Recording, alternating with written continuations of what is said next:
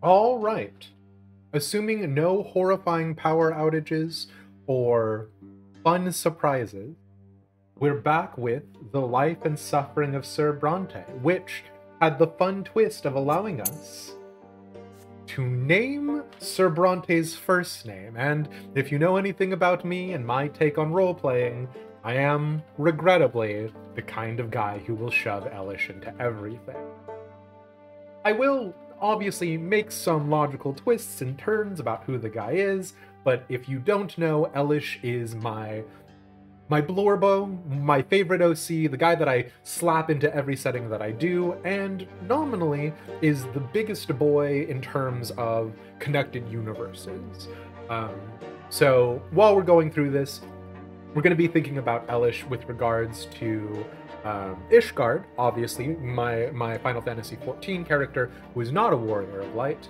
But we're also going to be trying to think about it in the context of the world, which has been very rich.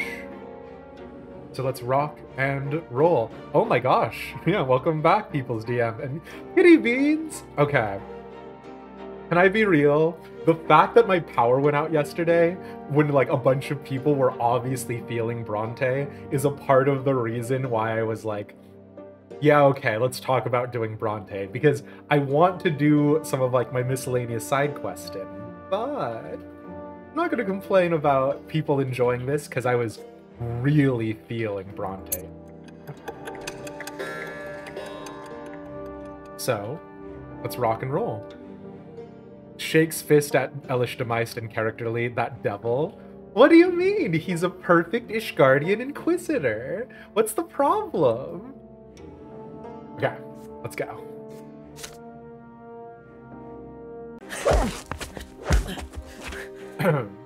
So there has been a lot of sound effects to sort of accentuate it. A lot of it is taking the perspective of this literal book, talking about our destiny, talking about our personality and our stats. We are curious, spineless, and ready for action, which was what I put on my dating profile. We have the House of Bronte, which has got tarnished honor, moderate means, and peace. We've got a family with a grandfather who is indifferent to us, a noblewoman first marriage of our father, who was the resulting Stefan Bronte, the heir apparent. Then, of course, our father married for love with Lydia.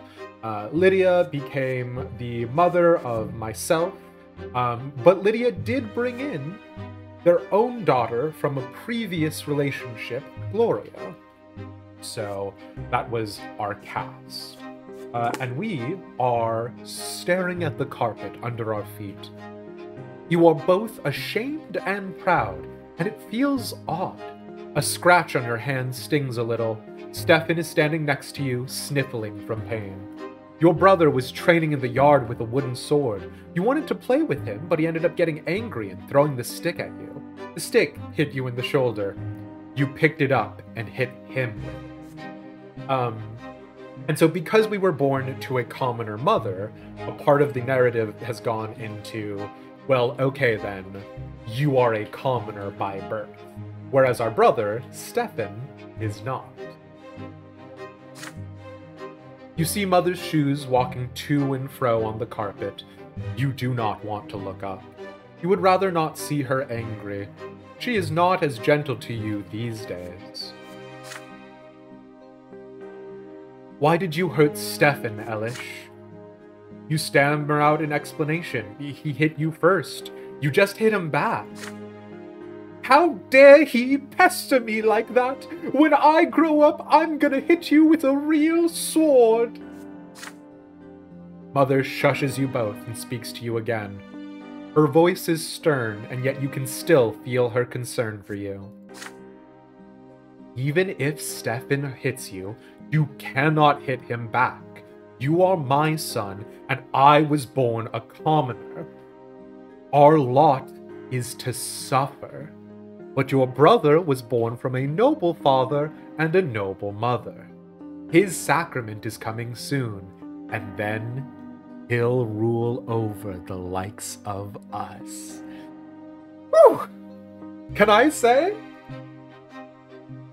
Life and Suffering of Sir Brante really does not hold back on the... Let me explain to you what a low fantasy feudal setting looks like.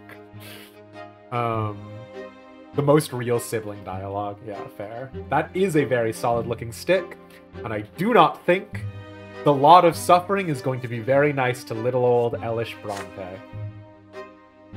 If you hurt a noble, you must be punished. That is your lot, and the sooner you learn it, the better off our entire family will be. So our father, Robert Brante, is a nobleman. He's a nobleman of the mantle, which seems to imply a sort of priest caste. He married Amalia, who is a noblewoman of the sword, which we assume is a part of the reason why Stefan is also a noble.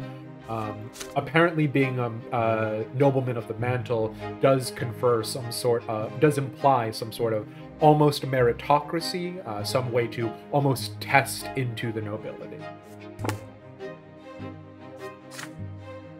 Now, Stefan looks at you in triumph. You look up at Mother in fear, not sure what to do now. We can accept our punishment, we can deny our guilt, or we can demand an explanation. Regrettably for Elish, my sweet boy, my sweet, sweet boy, specifically with regards to his Final Fantasy XIV incarnation, he's an idiot.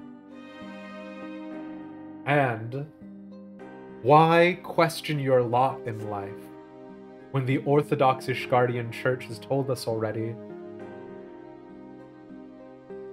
things will be what they will be?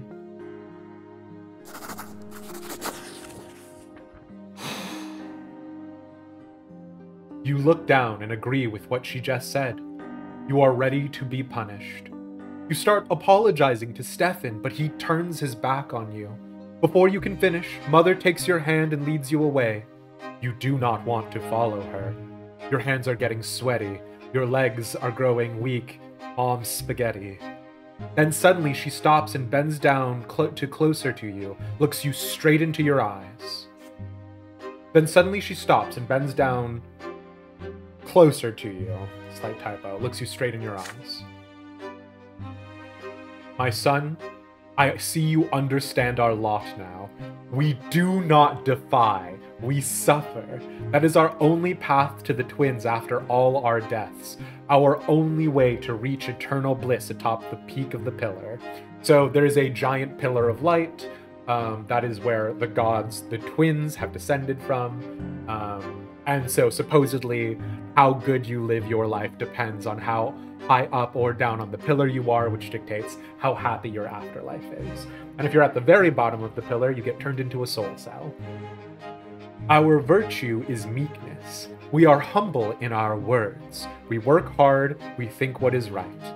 You have shown all of this. I'm so proud of you. Uh-oh. She hugs you, and you finally release the pent-up tears. You feel much more at ease now. You are flogged in front of your entire family. The pain burns on your skin again and again, but you feel the touch of the divine law with each blow. We make a lot of jokes about self-flagellation and flogging. Let me go ahead and really quickly remind everybody that I do recommend people obviously exercise their best self-care. There is a website, doesthedogdie.com, which has a lot of really great content warnings for these kinds of games. I definitely recommend checking that out, but it is safe to assume that there's going to be a lot of very sensitive, very serious topics along the lines of medieval society, right? So a lot of fascism, a lot of autocracy, a lot of, feudal caste systems and the enforcement therein. So obviously, I recommend everybody take best care of themselves. And thank you for joining along otherwise. Maybe mantle means more of the logistic bureaucratic duties, whereas sword implies a martial house. Definitely see it there. People's DM, Totally forgot to send this earlier. Hell yeah, Pixie. Yeah, our relationship with Stefan actually increased because of that, which is not a good luck for our brother, Stefan. Oh my god. Oh, my mother's status is grateful. Your mother remembers what you did for her. That's weird. That is a weird... Oh, that is a very unpleasant place for us to be. Oh, man. And our willpower is -5. We are exhausted. So that implies there will be a breaking point. Yikes!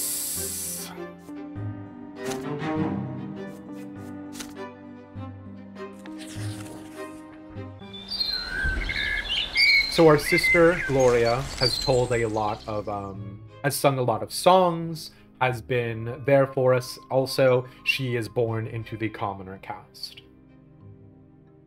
Mother mostly stays in her chambers now. With each passing day, she grows heavier and her features get rounder. It gets difficult for her to walk, but she still smiles all the time. I forgot, we have a 4th sibling coming. Supposedly. One day, she takes your hands and puts them on her big belly, and you feel a movement deep inside her. You will have another brother or sister soon. I assume that this will end great, and that our sister or brother will have a great time, being born into this wonderful world we live in. Gloria takes you on walks to the yard now. You explore the yard together under the evening light of the pillar, and she sings you songs and tells you amazing stories.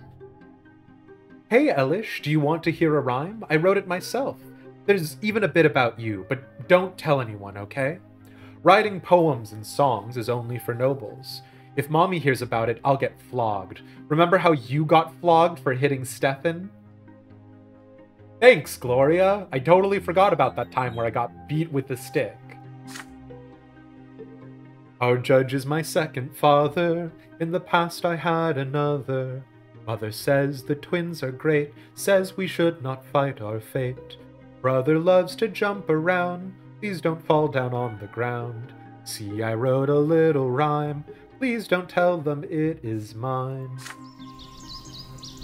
But today, your sister is nowhere to be seen.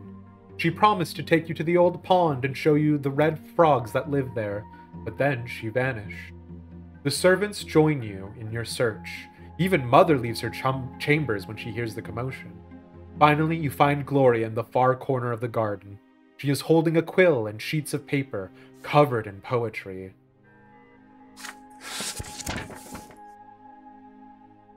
Mother becomes angry the moment she sees it. She looks through the poetry and her face grows dark with rage. Gloria is standing before her, wringing her hands and looking for an opportunity to run, but there seems to be no escape. What is this nonsense, Gloria? We talked about this. You were told to take care of your little brother. You are absolutely not allowed to entertain yourself with this writing. I can decide that for myself, Mom. Uh-oh. Rethink it. No, you cannot. It has already been decided by the gods. And he's not a little brother anymore. He doesn't need a nanny. And I need some time alone to think for myself. I'm not hurting anyone. You are a commoner and a future wife. It's time you learned how to properly care for children. Had your disgraceful former father kept me in his house,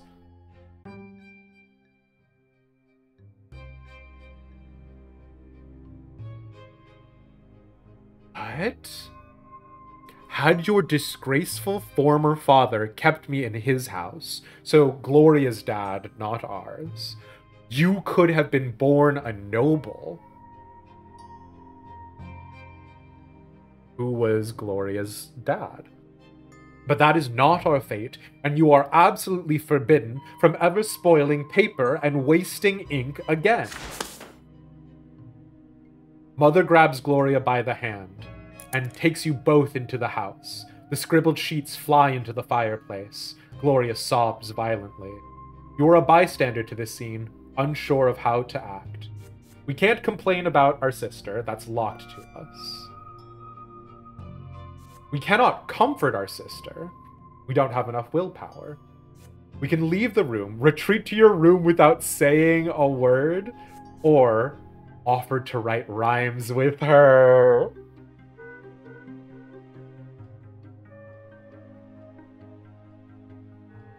So, a big part about Elish, one of the foundational scenes for my Ishgardian boys' upbringing is, I have it that, you know, because so there's of course Ishgard, the Holy See, but there's all of these surrounding areas of Coerthas, right?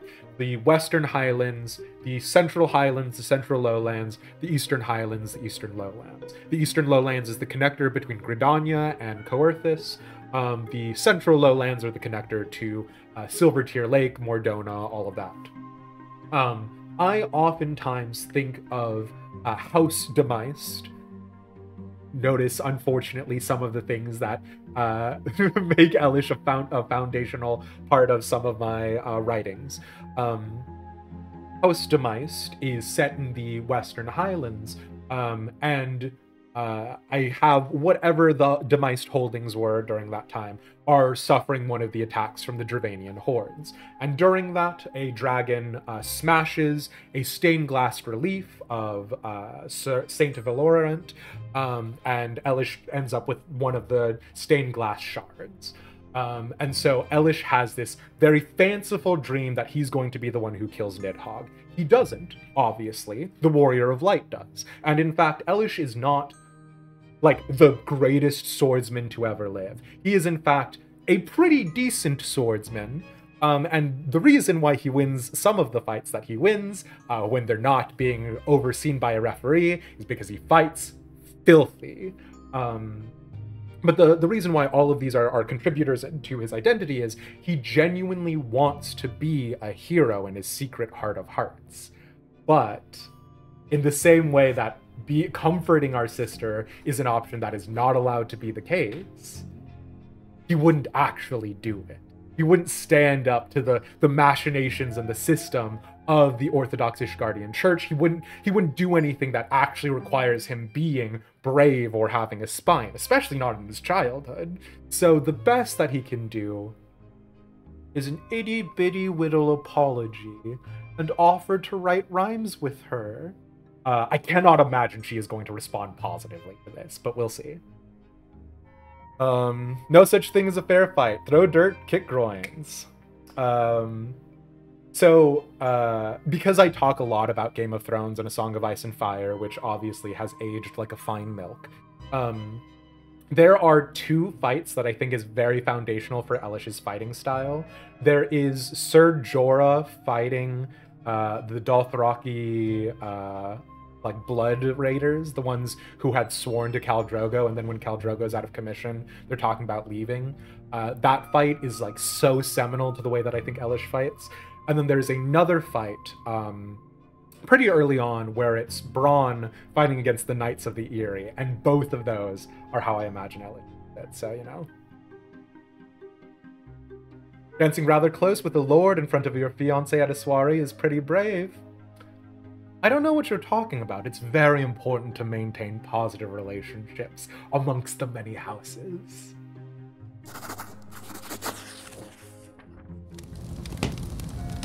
Mother leaves. Oh no. Oh, Gloria. I've got bad news. I'm gonna fuck you over later so hard, Gloria. Mother leaves. The last of your sister's poetry burns away in the fireplace. You hug your sister and whisper to her. Let's go to the library, you say. The two of you can hide under the table and write something together. Gloria shakes her head violently. Mother said no, and there's no way she would ever defy her.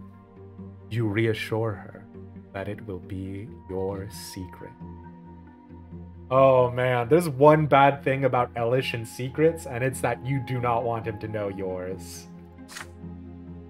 You pull Gloria to the library. She fights you, but you refuse to relent.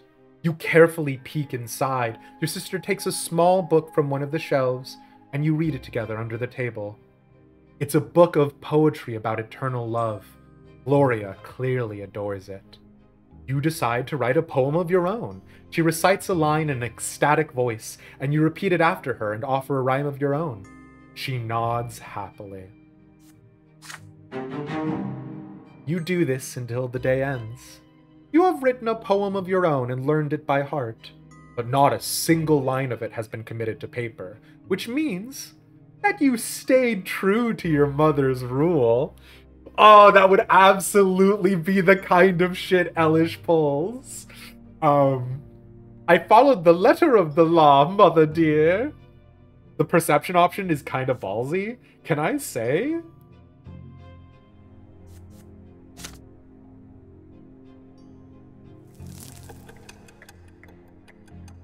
So now we are 4 years old.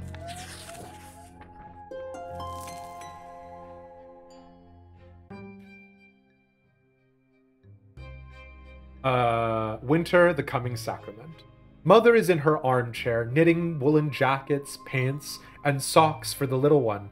The baby will need to be kept warm, she says. So this is something that I go back and forth on with regards to low fantasy, medieval Europe style concept, right? There are 3 tropes that a lot of people, I think, are, I'm not going to say tired of, but are main staples for a lot of female characters in that. And I do think that they are, unfortunately, to come to be expected, right? Our mother being pregnant with child is implying the tragedy involving childbirth. I will be pleasantly surprised if we discover that's not what happens, right? If they don't do that, but that is one of the worries, right?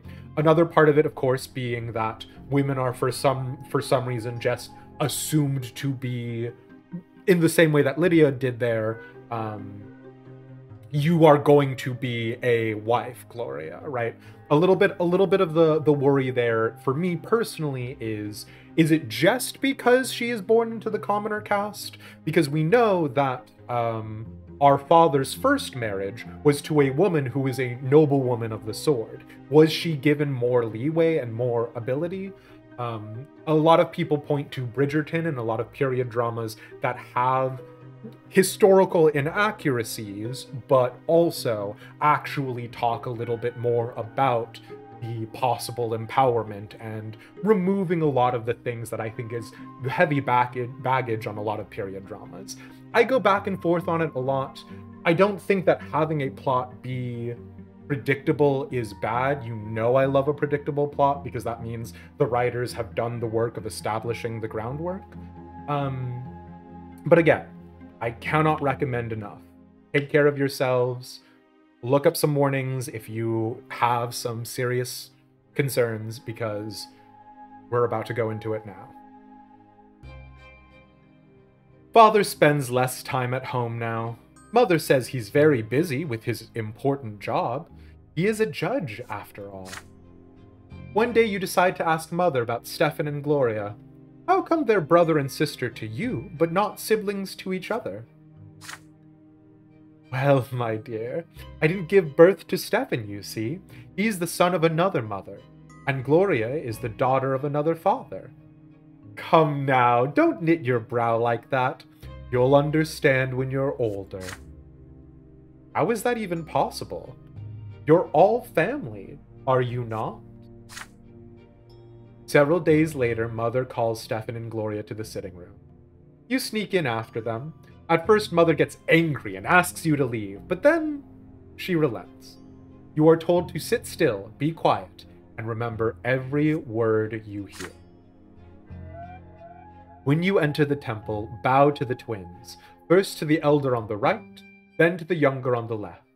Stefan, you're a nobleman to be, so walk along the side paved with marble, where the benches are.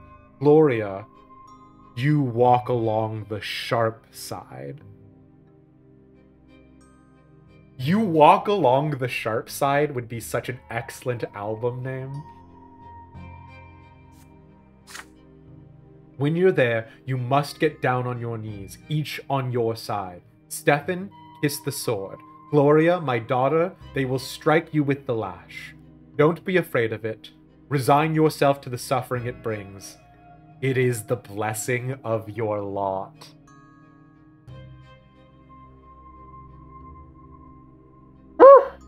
Okay. Gloria doesn't like the idea of the lash. There's a tense feeling in your chest as well. You were told to remember this. Will the lash strike you too one day?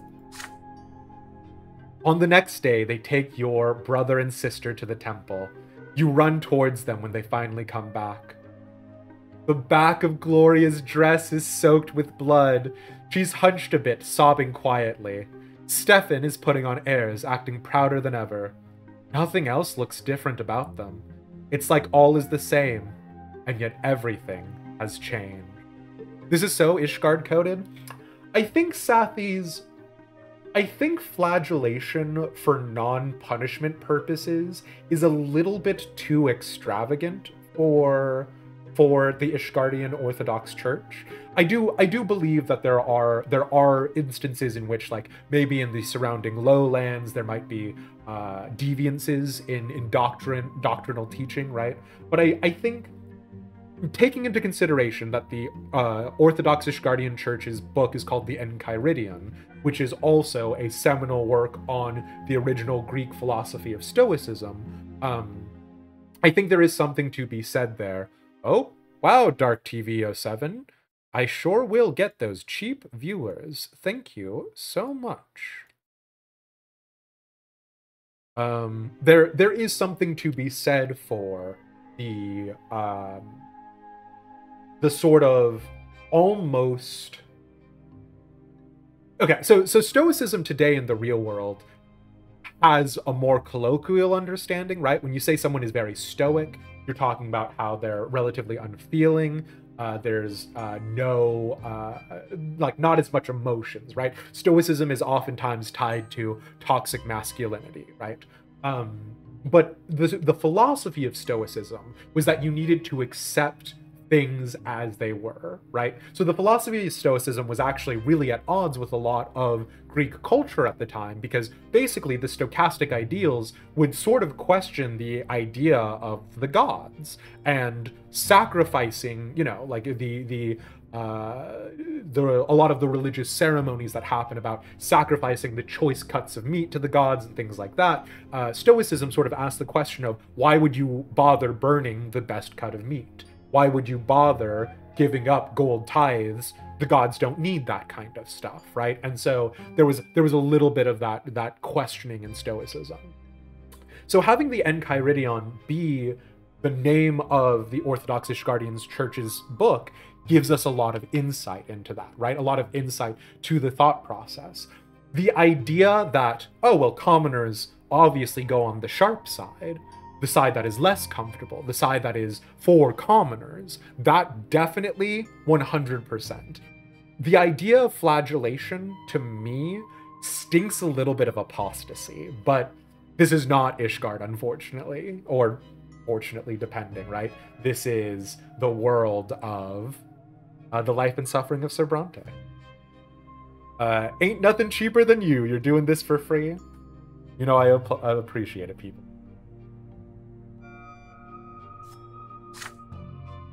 Each of them has accepted their lot. Oh no! Stefan's relationship with us has gone down because he's a noble. And so he doesn't need to care about us. Oh boy. The unity in the family has gone down. We were previously at 7, peace. Now we are at 6, disagreement.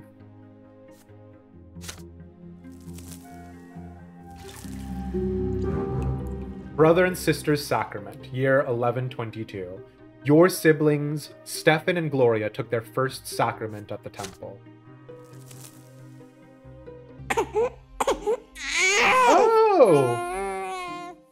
Well, shows you what I know. A newborn's cry. I was very worried that they were going to have the child be a central point of tragedy. But it's gonna be fine. Look at our brother, and look at how kind he looks, how not tired he looks.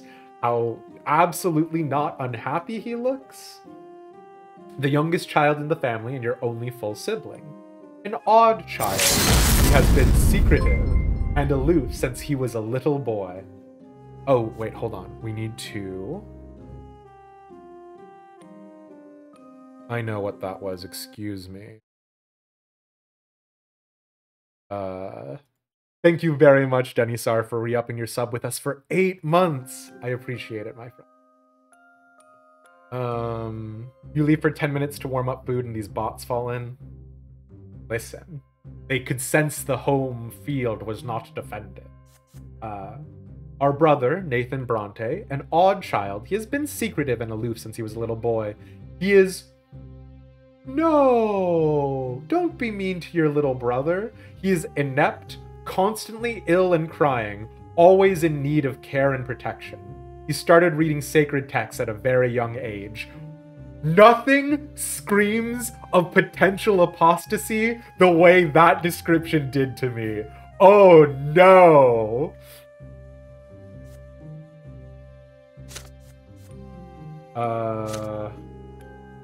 Well, let's rock and roll. The newborn's cry.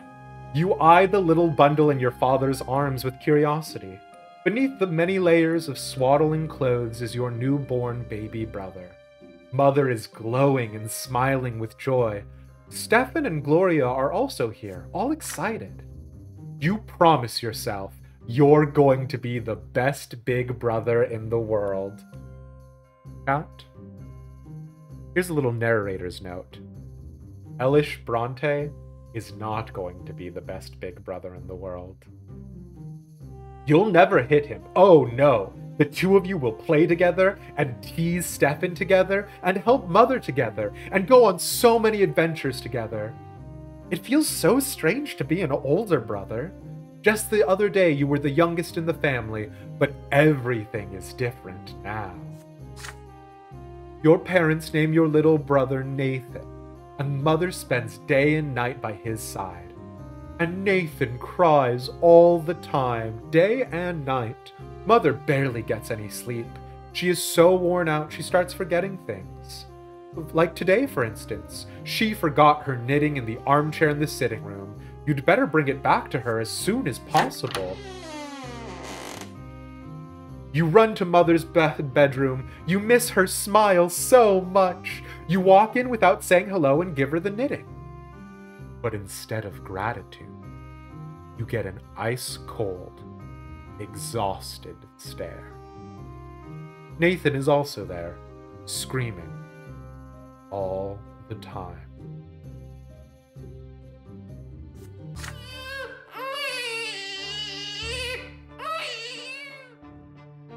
Go away, Elish, you're bothering me. She spits these words out through her teeth. You look at the bawling newborn, she can't even get a minute of respite. Enough already. When are you going to stop? I just want some peace and quiet. I am glad that we're having a little bit of the shattering of the cult of domesticity, but talk about that later.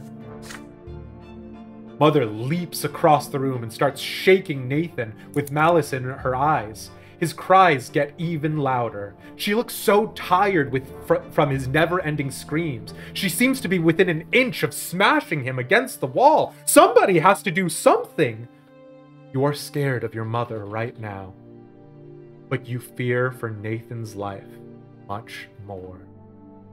We can call our father for help. You run to Father's study as fast as you can and ask him to calm her down. Redirect her anger to yourself.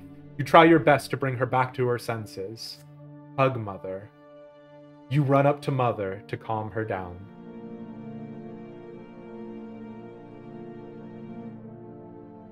I mean, we have. You think redirect her anger to ourselves? You don't think we should hug Mother? Take the chancla for her brother? No! No! We've unlocked our mother being grateful to us. Should we not take advantage of our relationship status with her? He's gonna dob you in for not being pious. Pixie, I wonder if it's going to be something a little bit different. I wonder if he's going to say you're the wrong kind of pious, right? That's some bad postpartum, yeah, for sure. You mean, yeah. Would Elish try to do a hug manipulation? My sweet boy? Elish? You just fully support... Do you really, People's DM? We'll talk about that later. Hug mother, of course. You walk up to Mother quickly and lock her tightly in an embrace. Your arms are too short, and the folds of her dress get in the way, but that does not stop you.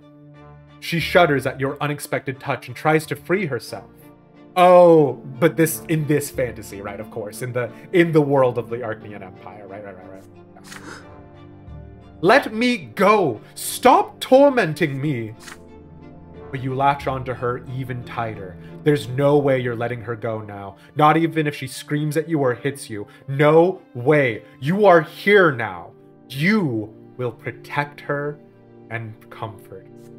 Oh, you fully support Elish being beaten. Well, I mean... Nathan stops screaming, and an odd sobbing sound escapes his little baby mouth, as if he's too tired to scream. Mother accepts your sudden presence now. You feel her relax, and her movements become calmer. But there is no way you're letting go. Not yet. Could you imagine if little baby Elish just, like, cracks Lydia's neck?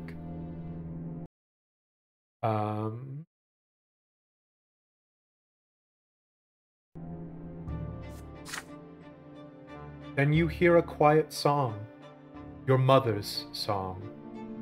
She is singing a lullaby to Nathan. He squeaks a little, then starts snoring quietly. Then you calm down as well. Mother is now calmer in your embrace. Nathan is breathing quietly in his sleep. Mr. Device, that's called an intrusive thought. We don't say those out loud, Lamau. Oh, sorry. Are we not supposed to talk about our intrusive thoughts? My bad. Take out her knees and then gouges an eye. No, so I was actually having this conversation, it must have been years ago now, but the talk about meditation, right? And so meditative practices, I think, are really good ones. Insofar as when you meditate, a part of the meditation exercise is the free entry and exit of intrusive thoughts, as we call them, or demons, or whatever sort of colloquialism you refer to it as. Because a part of the problem is not the idea entering into your mind. A part of the problem is you holding on to the idea, an inability to let the idea go. So when you practice meditation, or at least some certain forms of meditation under some Buddhist traditions, a big emphasis can sometimes be the idea that the idea comes in and that you just completely let the idea go, right? And then that's a part of that whole intrusive thought thing that we've sort of popularized in modern day. But the idea that the existence of the intrusive thought does not make you a bad person, right? It's in the like theoretical world that we're living in here in this instance as well, right? It's if you like hold on to it and you continue acting upon it, make it a part of your identity or your rationale behind doing things. So you get it. Demise really likes his child murderers, doesn't he? We haven't played a Fire Emblem in so long, Pixie. What are you talking about? Okay, sorry. Our brother Nathan is asleep. Everybody is happy. Now please let me go, my dear. I have to put Nathan to bed. You release Mother, and she puts Nathan back in the crib. After a little pause, she turns to you. Her face is still weary, but there is no sign of anger. She sits down next to you. It's not the thought that's the problem, it's what you do with it, exactly. Yeah, People's DM. So a long time ago, I used to say that if I ever did content creation, I would start with the Fire Emblem stuff. we have not played a lot of Fire Emblem on this channel, and so there has been both a attempt and a subsequent failing. We did a little bit of Fire Emblem 7, Rekka no Ken. We did a little bit of Fire Emblem 3 Houses, but it's variable on how popular it is, etc., etc. So, anyways, focusing back up. Thank you, my son. The twins know I didn't want to hurt you or Nathan. I am so sorry. Please don't be angry with me. You did what you needed to. You gave me the strength to work through this. She hugs you tightly. You do the same and press your forehead against her. She smells like home. Your tears finally start to flow, but they're tears of happiness now. She pats you on the head and kisses your forehead. Nathan is sleeping quietly in his crib. It feels so good when things are as they should be. I still hold that Fire Emblem Awakening is one of the best Fire Emblems, and I will not qualify that statement.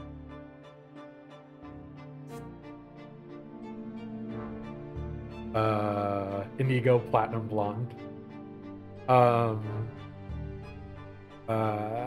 Also, for all her talk of suffering is our lot, Lydia can't handle a crying babe. Well, that's the point, People's DM, is it's not just suffering is their lot. It's suffering is their lot, comma, and also this child, right? Because Lydia's probably suffering day in, day out, right? And that's the breaking point.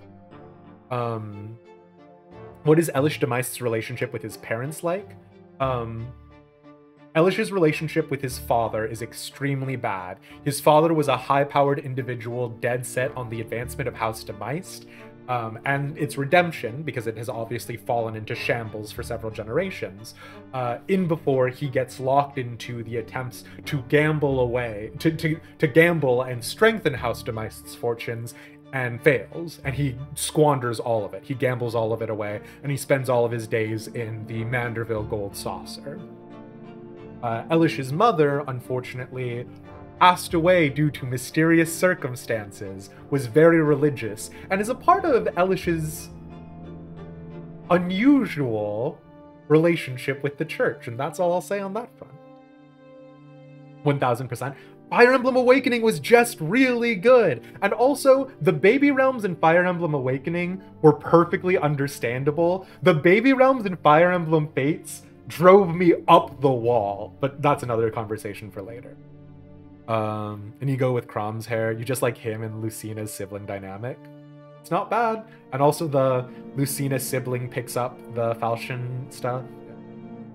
You are a shameless Tellius lover. I still have not played Tellius, I'll be honest with you. He doesn't do weird things with relics, does he? Elish has only had relics-wise. The Ishgardian Orthodox Church actually doesn't have... It's slightly complicated. Long answer, no. Short answer, no, but, Pixie. So there you go. She hugs you tightly, feels so good when things are as they should be, so the family's relationship has gone back up to peace. I really wanted determination.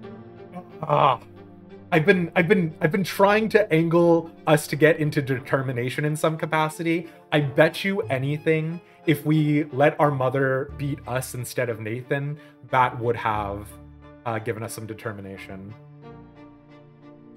So lack of access, not lack of inclination. It's slightly complicated, Pixie. So with regards to the character, that shard of broken glass, he holds on to it, and holds on to it to this day, despite his upbringing as a child was about him taking that shard of glass and plunging it into Nidhogg's heart, and a whole bunch of stuff about that. So the Ishgardian Orthodox Church does have relics, and Elish does have access to them. The relics of Halone, however, do not have as much sway over Elish, and it's complicated, but partially yes, yeah. The chunkle is what he needed! It's true. If House Demaist ever needs help. You know I love talking about Ishgardian noble politics.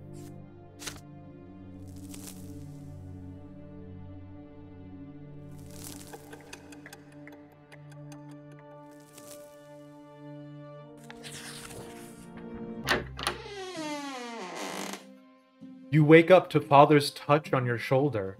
He's finally back home after a long trip. Elish, today is your special day.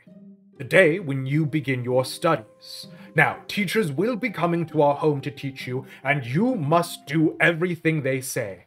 Be diligent in your studies, and you will grow closer to the nobleman's lot. And since you must remember this day, a present is in order. Lydia, get our little schoolboy dressed. I am taking him to the market district. The monetarist family of Vanderbilt had them covered. Let's just say a part of the reason why the writing with the Lady Susan of House Vanderbilt is so interesting is because of the complicated relationship with House Manderville. And we'll just leave it there for right now. Stefan wants to come with you too, but Father shushes him sternly. This is your day. Your elder brother is hurt to hear this, but stays quiet. Oh, can you see the attachment to the authoritarian regime starting, right? The fact that our older brother Stefan is older, is a nobleman, and so therefore he has power over us. And we've been dealing with that, right? And then an older, more authoritarian, more noble person, our father, pushes him down. And so noblesse oblige works. Don't worry about it, everyone. Don't worry about the suffering you've had to live out in the fields or doing things overall as a part of your profession, the back-breaking labor of being out in the streets. Don't worry about that. Every once in a while, sometimes a bigger noble will come and humiliate a littler noble. And isn't that exactly what you wanted? An open carriage takes the two of you through the dusty, noisy city streets, a pleasant wind tousling your hair, not tousling. Your city is called Anizote. That you already know. It is one of the largest cities in the entire empire. There's a big shadow on the street. It comes from the white foliage of an enormous tree that spreads its branches all above the city.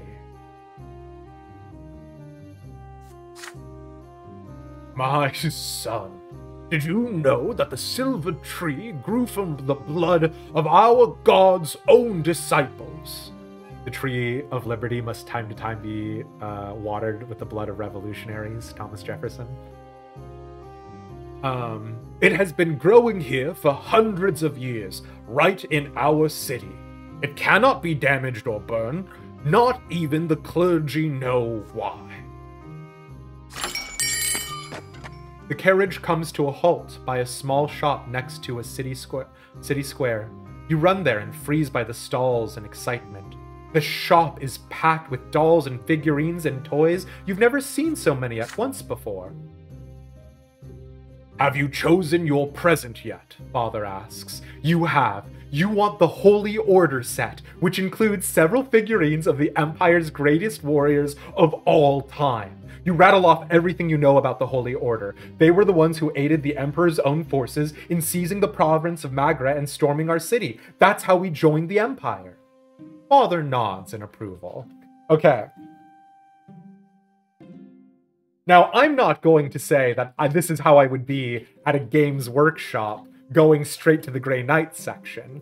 Or, with regards to the Song of Ice and Fire miniature series, the only units of House Lannister that I would play are the Warrior's Sons. But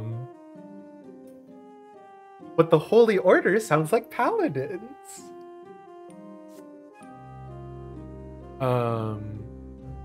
You wonder if mobility between lots is purely because of your father's status, or if it's open to all commoners. Yeah, that is the question, right? People's DM.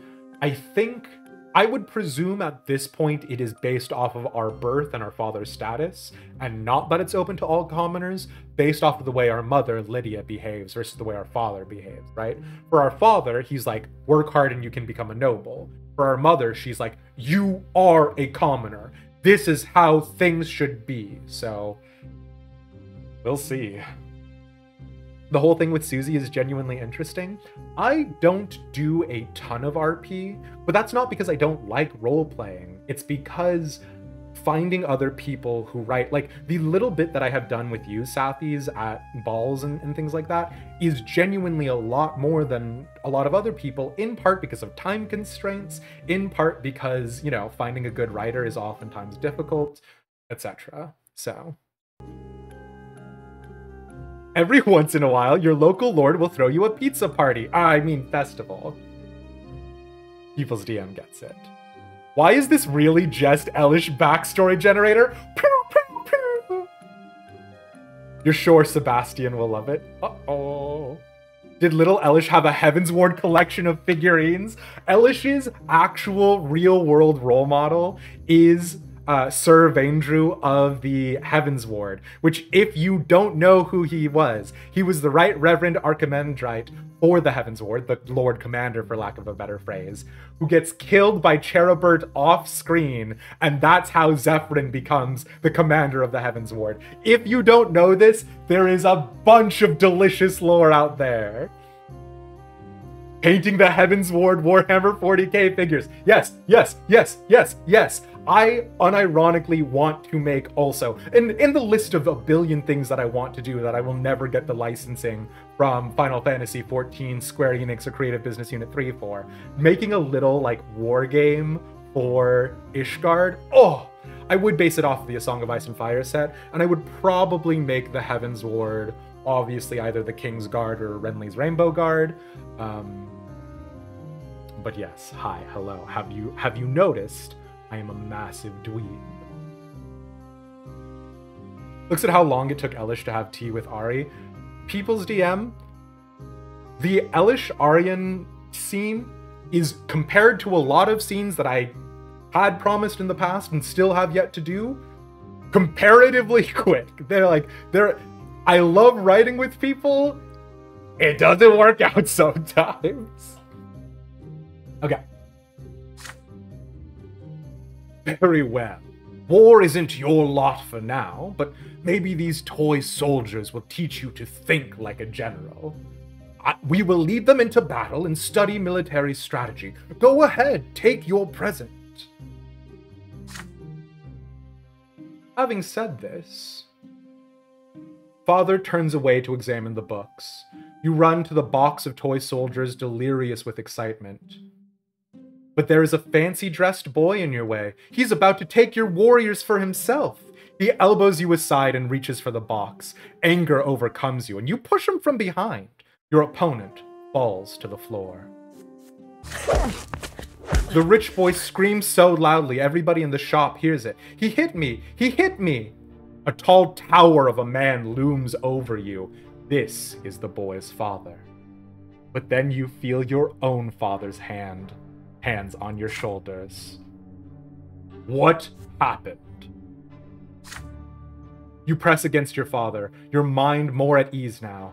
He will protect you. Yes, you shoved the boy into the floor in front of everyone, but he tried to take your present for himself. Our father is not about to protect us, lads. Father turns you around to face him when he hears these words. Is this true, Elish? Did you strike the son of a nobleman? We cannot admit our guilt.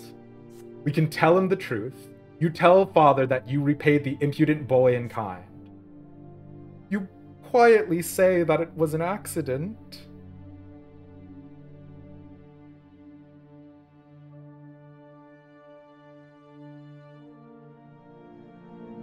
Here's the problem. Our sweet boy, our Elish, is manipulative, is a bastard. But he doesn't become a bastard, he doesn't become manipulative out of nothing. It's out of doing the right thing and being punished for it. Our Father is going to protect us. We press against our Father, our mind at ease. He will protect us. Our dad is going to take care of us. Why would he not help back us up when we tell him the truth? We tell the truth.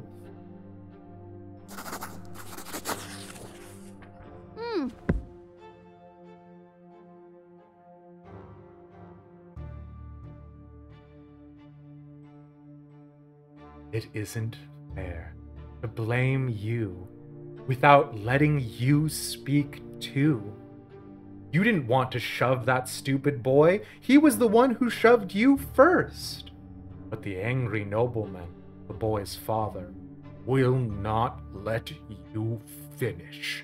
Nobody cares a whit for your so-called truth, little lowborn. The law is the law, and your punishment is due.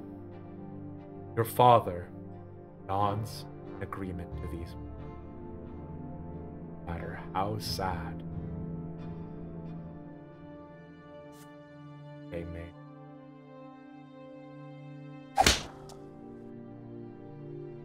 They lead you and the nobleman's son out of the shop. You are told to bow to him, show humility. A bad feeling sends a shiver down his spine. With a satisfied grin on his face, the boy swings his arm, slaps you on the cheek. He strikes you again and again. Real quick interjection, unfortunately. When we think about these things, obviously they do not need to be a one-for-one, right? Absolutely. I have Elish being educated at the Scholasticate in Ishgard, and absolutely, much like the actual Scholasticate questline, where a member of House Durandare and a member of House Zamail and then a lesser noble sort of bullies everyone around and, you know, like, sort of takes the reins on disciplinary action inside of the Scholasticate. I absolutely imagine something like this happening to Elish. Enough! He got what he deserved. We're leaving. Get out of our way. This boy just signed his family to be charged by Inquisitors later? You think Elish would hold a grudge, Mesphia? That's so weird. Why would you think that? Funny how this kid's whole line is heretical? Wow! Who would have thought the evidence would have worked out that way? Your head is swimming from the heavy blows. You return to your senses, back in your bed with servants treating your face. Father stays by your side all day. Hell yeah, determination up. The morning after, you find a little box on your bed with the tin soldiers of the holy orders inside. You paid dearly for your stubbornness. You know what, though? Papa! Papa bought us the toy soldiers! I have my little set of House Tyrell Rose Knights!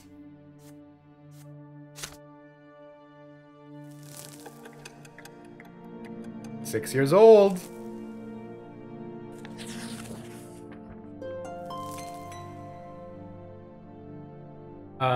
Year 1124 summer, the family dinner.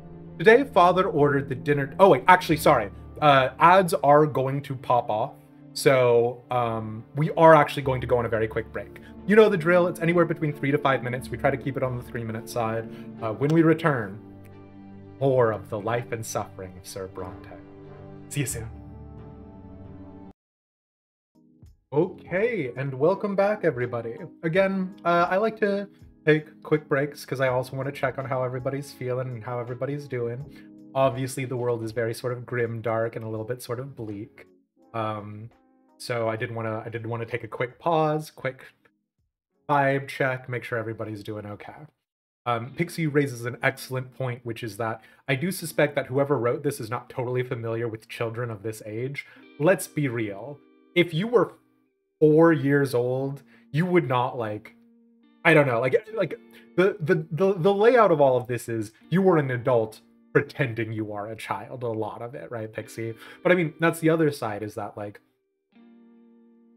a part of the problem with so much of this, and like this happens in movies too, right? Like a lot of the dialogue for children written in movie scripts are just reprehensible or not how a child talks at all, right? And a part of that is that it's not necessarily going for authenticity in that capacity, but it's trying to make you feel, oh, the child is so clever, oh, the child, etc., etc. So yeah, it was framed as Elish writing his memoir before he dies, Sir Brante, Ari, but yeah, very fair. Yeah. Papa is a stern man, but he isn't a bad father thus far. Oof. Oof, I say. I did want to talk a tiny little bit more about Fire Emblem, because Fire Emblem Awakening was also, this is nothing for no one. We'll get back to Bronte in 10 seconds, but really quickly, Fire Emblem Awakening was very good because it had Street Pass, and a part of Street Pass was that you could gather like other people's like tacticians, and to tell you the kind of nerd and the kind of terrible fan fiction that like I've always been inspired to write, I gathered together a team of all Grand Masters, and I called it the Guild of Strategy, and the whole thing was just like everyone was a Grand Master, and like that was the name of the class, and just like no, everyone was bad. I lost to every other Street Pass team that I fought, but damn did they look good while they lost doing it. So you get it. And I will enjoy one hydrate, Pixie. Thank you. Yeah, I have been a little bit parched, but and my posture, terrible. You know how it goes. You refuse to acknowledge my noble name. Lash me if you must. Go. I don't think we will, but I think we will get back to the life and suffering of Sir Brante.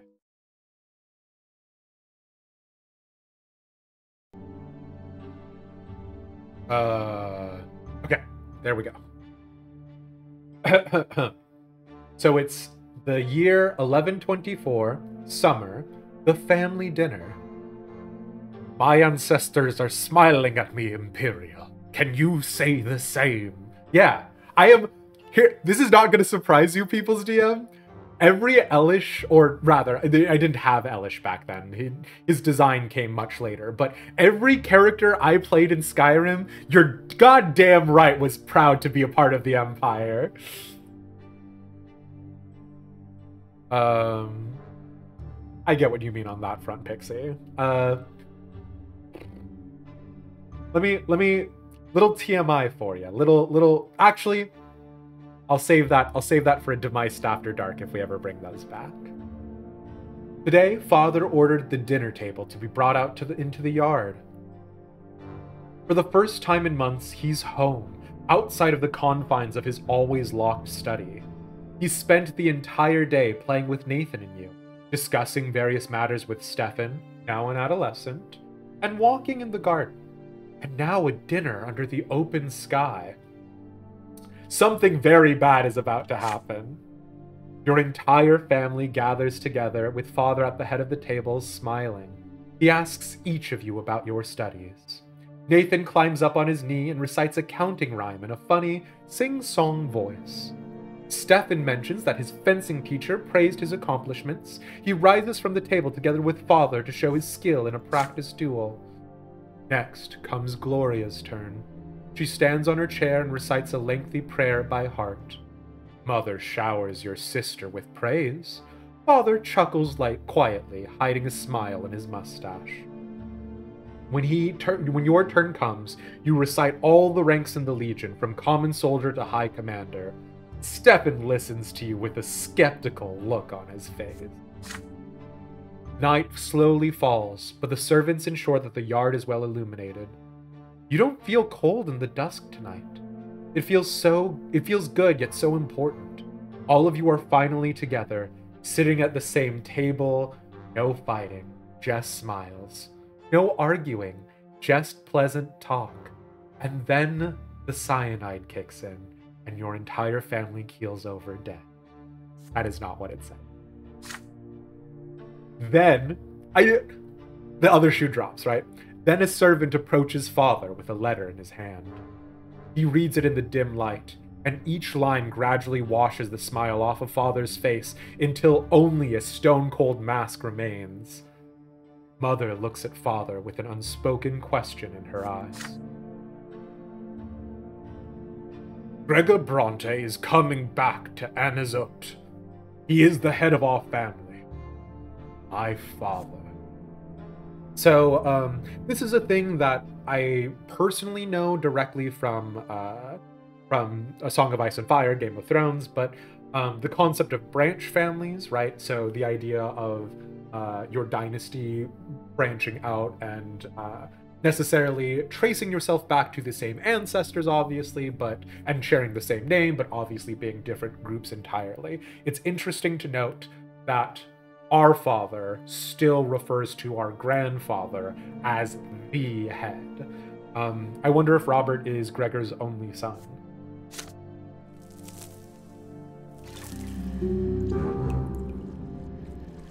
Uh-oh! Grandfather's return.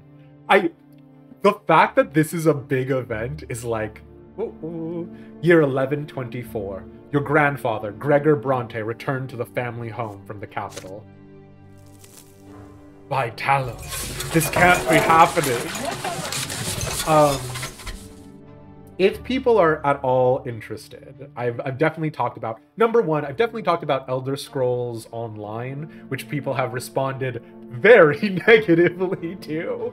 But also, I have literally, let me tell you, I literally always start Skyrim the same way.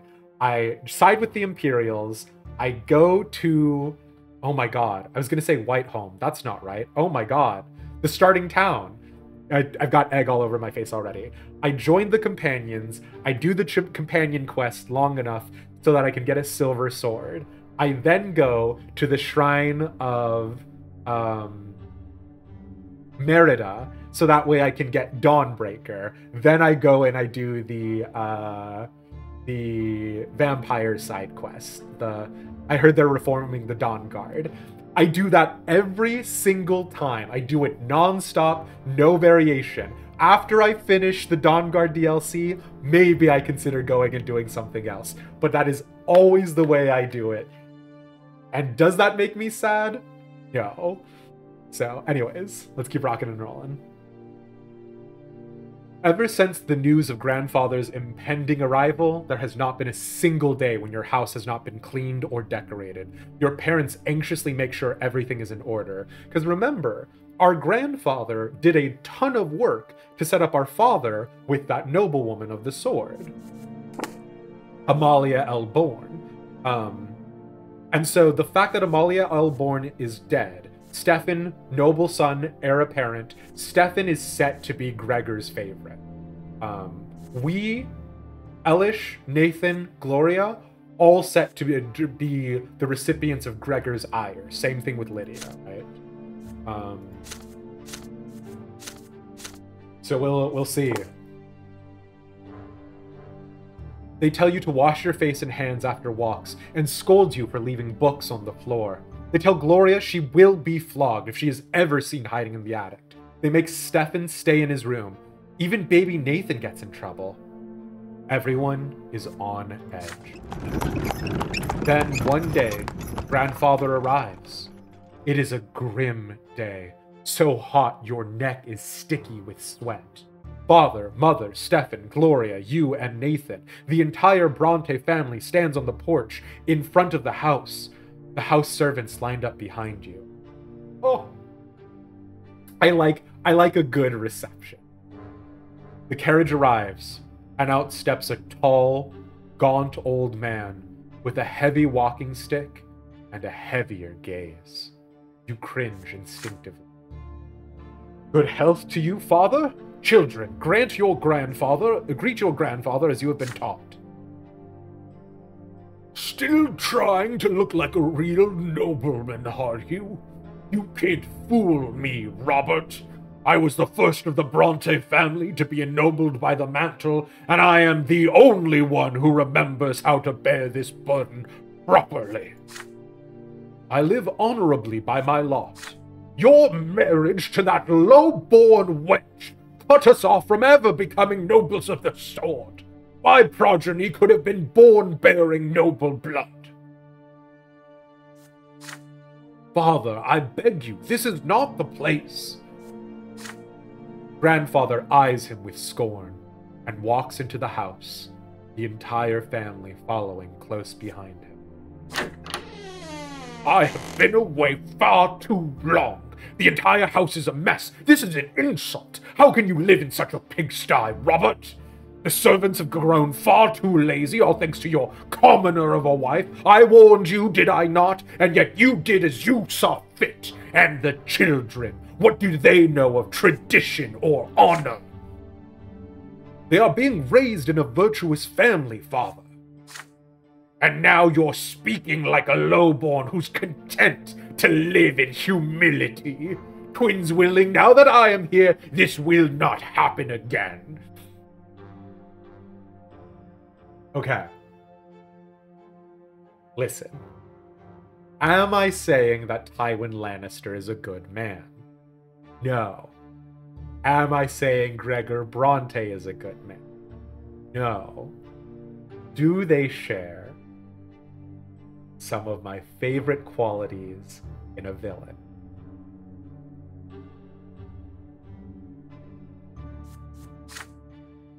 I am taking your oldest son to the capital. I see you cannot provide Stefan with a proper education, so I will correct your mistake. Your brother's fate has been decided, just like that.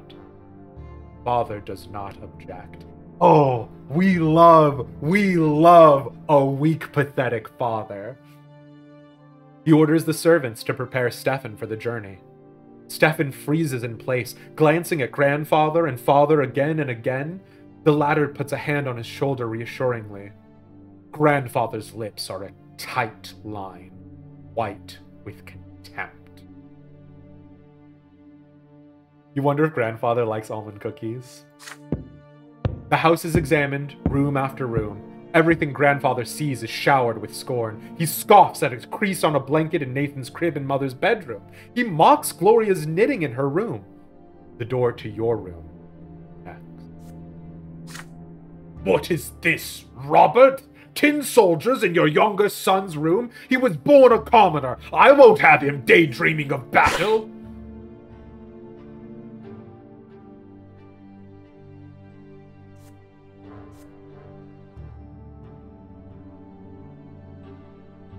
Grandfather seizes the box containing the tin warriors of the Holy Order.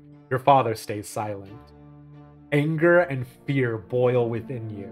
This is your big present from the first day of your studies. It means so much to you. But what if he's right? What if you need to prove your right to command the toy soldiers first?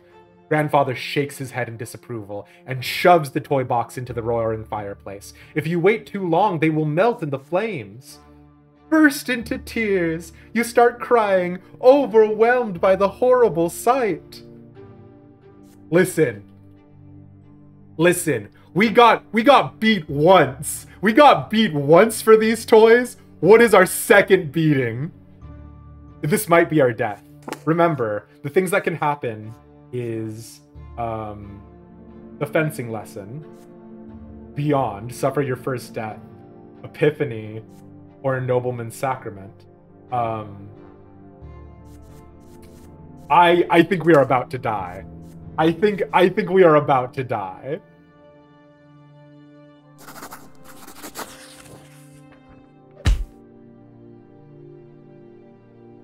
Overwhelmed by helpless rage, you run to grandfather and kick him in the leg with all the strength you can muster. Yet he is immovable. The next thing you see is him leaning, towering over you menacingly, his heavy walking stick in hand. Low-born scum! How dare you raise a hand to me? The blow hits home. The handle of the walking stick is as heavy as a rock. You are dazed, robbed of both hearing and sight. Down comes another blow. A sharp pain splits your head. Then, darkness. What is very funny about this is that this actually has a synergy with Elish that I'm not going to talk about.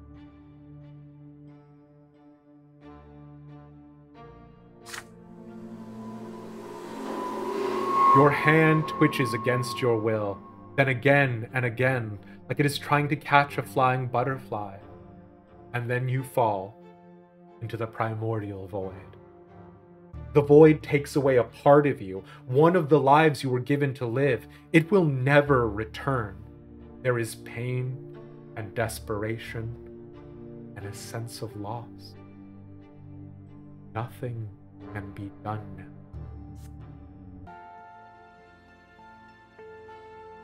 First death. You fall into a pain that embraces you like a soft feather bed. You feel light, free. There are no restraints, just a warm glow that envelops you in its secure embrace. The waves carry you. Their touch is soft. They delicately enshroud what was once your body. It is a feeling unlike anything you have ever experienced before, something absolute and complete. You touch something greater, the reason behind everything, the reason for your very existence. I'm gonna let you guys know, this beat for beat could be something that happened to actual Elish. And the reason for it, I'm not going to say anything. If you guys want to find out, hit me up. But Light Aether Shadowbringers.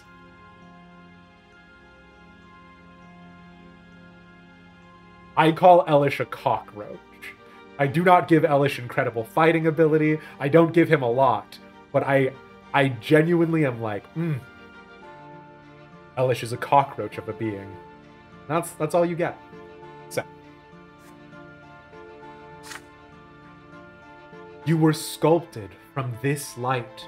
It was the first thing you ever felt, a boundless and sincere unity of the diverse.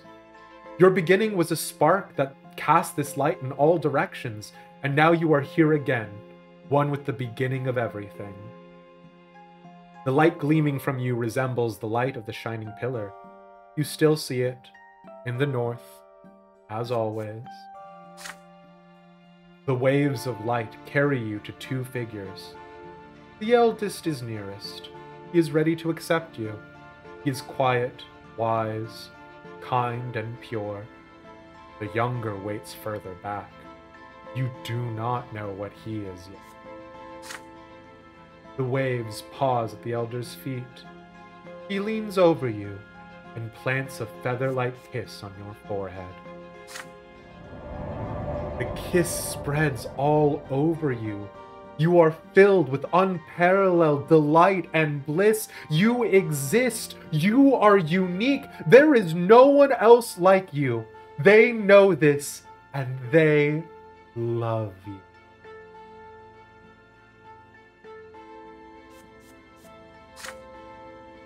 You will never be alone. You are a part of them, a part of your family, a part of this universe. The twin gods will never leave you. They watch over you. Constant. The elder softly touches you as you lie spread out amongst the waves, sending you further down the torrent of light. You float on to the top of the silver tree's spreading crown.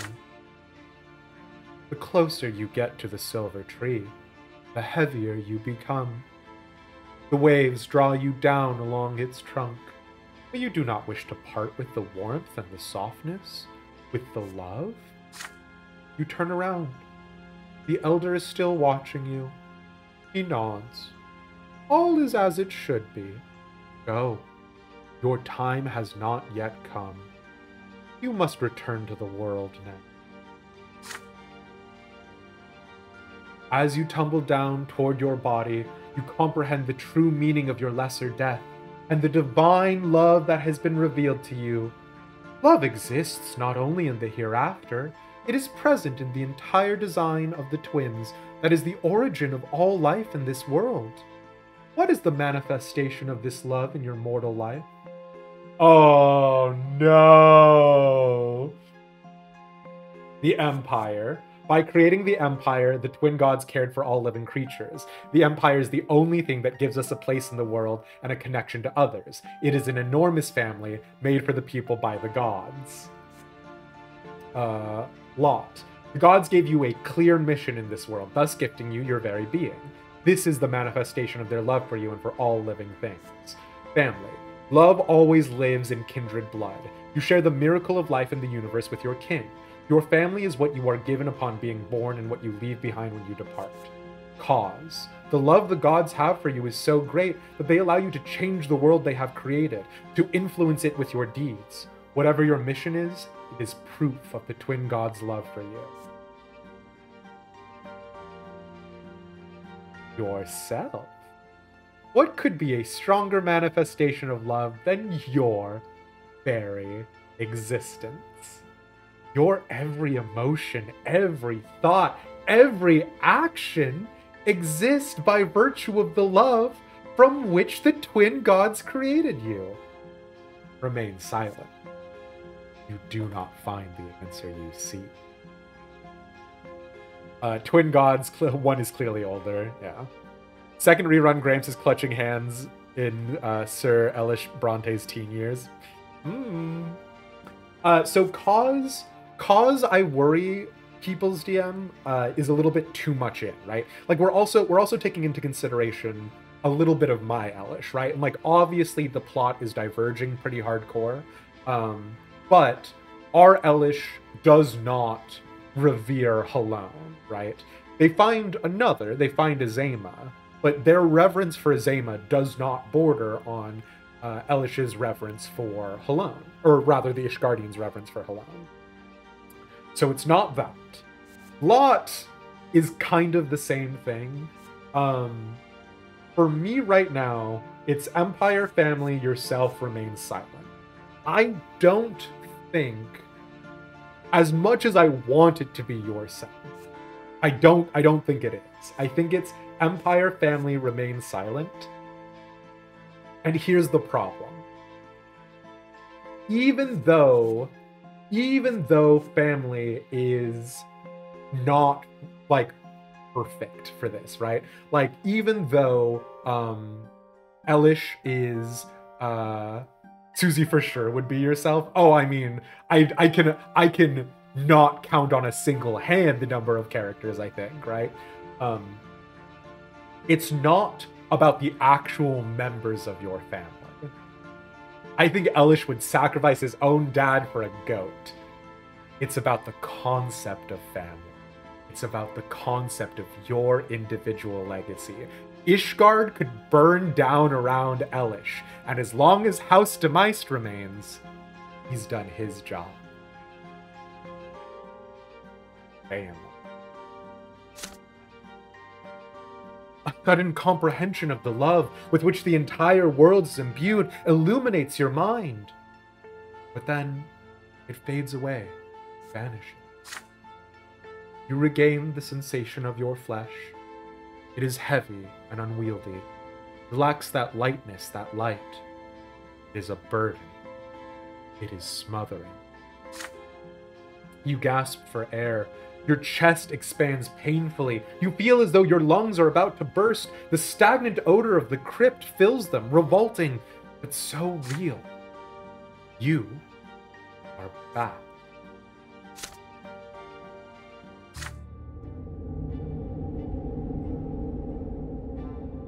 What? Then you smell a sickly, moist smell. You feel dampness all around you. You come back to your senses in the gloom of the family crypt, lying flat on a stone slab. Oh, this is literally perfect. It's still the year 1124. Your parents are on their way to the crypt right now.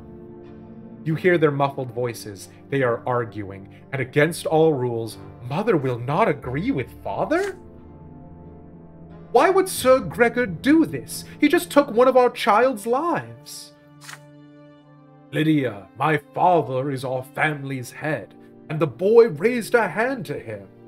Oh, yes, yes, yes.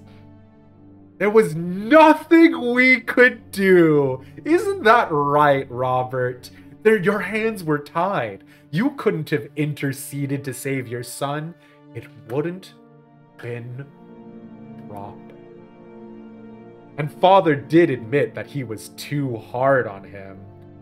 Please do not anger Sir Gregor. You need to accept this. It will never happen to any of our children ever again. Their voices grow quiet. They lean over you. You lean on your elbows to try and get up from the stone. Mother gingerly wraps her cloak over your naked body as you shiver from the cold. My son, your first death came far too soon. I know it may be difficult to realize what happened, but know this. The twin gods are ever merciful. You are a child, and your time to leave for the hereafter has not yet come. You will be returned here by the gods twice more. But do not tempt fate again, and never, ever defy those who can easily take your life.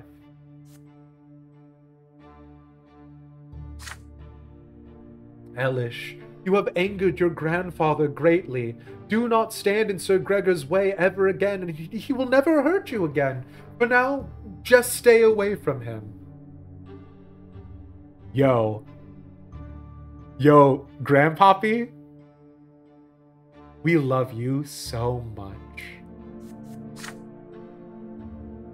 Father stays a step away from you, not saying a word. When Mother finishes talking, he picks you up and carries you outside. Together, your parents take you from the family crypt. On your way out of the crypt, you take a moment to touch your head. It is perfectly fine. There is no sign of the blow.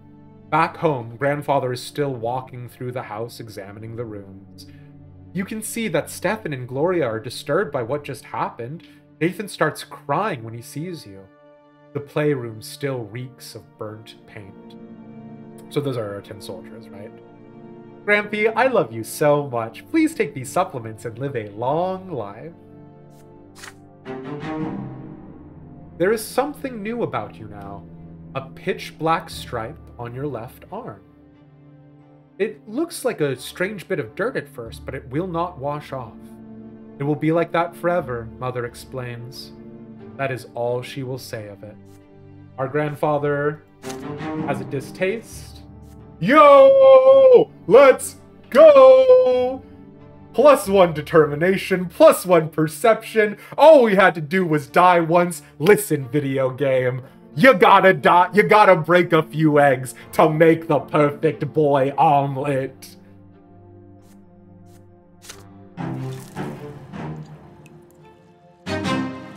Beyond, event has happened. Condition, suffer your first death. As a small child, you suffer your first death and rebirth. Oopsie poopsie, but sometimes you gotta die.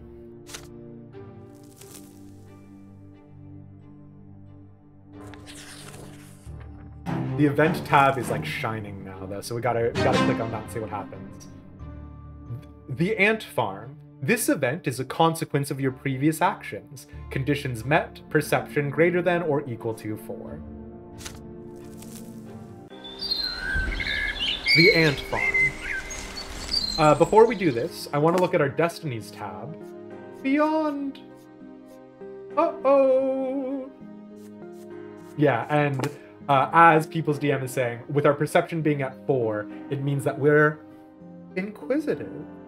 And our determination is active. Your younger brother Nathan is growing. Mother spends more time with the rest of the family now. You help her and play with your brother and take care of him when he asks. You oft go to Mother's room to sit at the foot of her bed after Nathan falls asleep. She reads you the sacred books and asks you about the things you learned that day. During these moments, you see the world through her eyes as well. One day, the door of your room opens and she brings in a large box covered with a piece of cloth. It is rare for you to see her so overjoyed. She sets the box on the floor and removes the cloth. The box under the cloth is made of glass and has a wooden base. Inside, you see a layer of earth shaped into carefully crafted passages, and these passages are full of hard-working ants. Okay, so this is actually really funny. In feudal medieval Europe, there were a lot of things said in praise of the bee, right? The whole idea of the monarchy, the whole idea of there being drones that have to do it, the idea of there being soldiers who fight. So there were a lot of like poems and works of literature in praise of the bee. But funnily enough, at the time, they didn't really connect the idea of the queen bee, and oftentimes would refer to it as the king. So that's just a little history fact for you right there. Hardworking ants. Elish, this is my gift to you, an ant farm. It's a little world in a small box. We can watch them through the glass. Look, this is the queen ant. She is the reason all these little ants were born. You sit by the box together. You hold your breath as you watch the ant colony at work. There turns out to be a method to the ants' chaotic movements. Every single one of them has a task to perform. Some of them have larger mandibles. They are the protectors of the colony. They can draw blood from your finger. Others work all around the colony, repairing the walls and clearing any debris from the passages. There are also workers who collect food you put in a special tray, leaves, bits of meats, maggots, and bring it to the rest of the colony.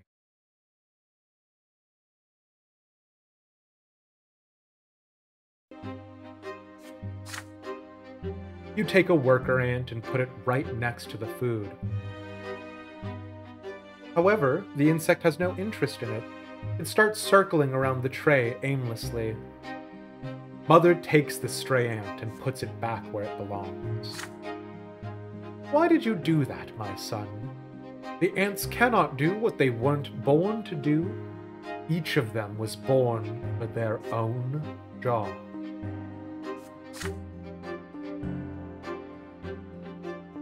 You shake your head slowly. If only the ants could do whatever you wanted them to.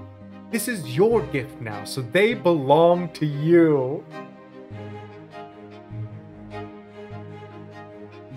Or maybe Mother's presence is the reason they won't obey you. No! No! No! Oh no! Keep playing with your mother. You offer to go outside together and find some bugs to feed the ants. You ask Mother to leave you alone.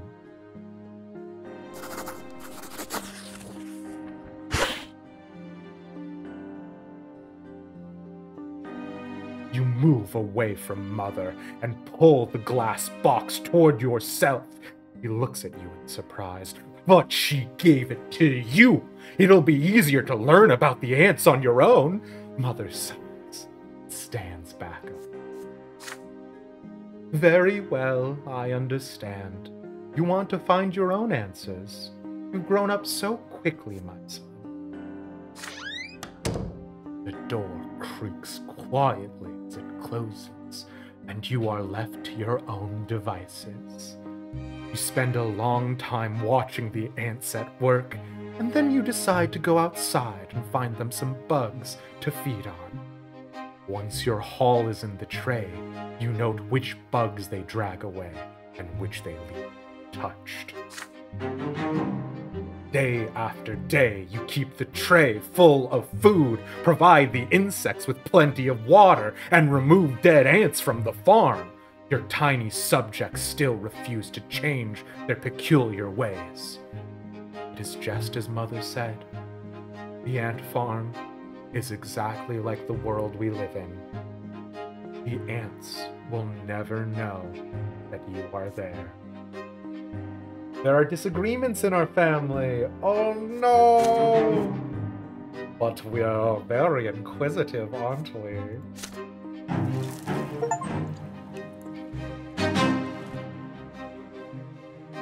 Play with the ants. You experience an insight when your mother tells you about the ways of the world and the lots of its inhabitants. Time to go, Mummy Kingmaker. I'm sorry, Mom, it's time for you to go to the big farm upstate. No! Look at that menacing ass child pressing his hand against the glass. An absolute psycho. Eilish? No.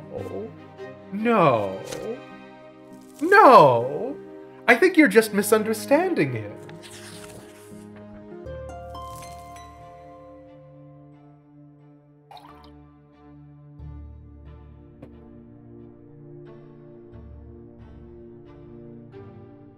Year 1124, Fall, the master of the house. Soon, grandfather leaves. Your elder brother, Stefan, goes with him. From that day on, father's hired teachers tend to you alone. They bore you with monotonous lectures on writing, counting, and the way of life in the blessed Archnean Empire. You often distract yourself from their instruction by playing with your younger brave brother, Nate. Your home grows quiet without your elder brother, too quiet. Weeks later, your family receives a letter from Stefan. Grandfather has sent him to a boarding school for nobles, and he's now studying hard in preparation for his service as a nobleman. The rules here are way too strict. You can't even sneeze without the teacher's permission. But I've been studying with my peers. We're learning how to live as nobles in a noble society. We're also learning the art of swordplay. That's my favorite part. With Stefan now in a boarding school, grandfather arrives once more, this time to live in your home. The only good thing is that he often has urgent business in Eterna, the capital of the empire, and has to travel there. One day you ask Mother where he lived before. In Eterna, she says, but now his place is here. Each time grandfather returns, he gives the servants new orders. Your home is now always busy with repairs. The servants are redecorating grandfather's chambers, including his library and sitting room. Sometimes father tries to gently talk him out of this. Why subject the house to constant reconstruction? Grandfather's answer is always the same. This home is mine, and I will live here as befits a man of nobility.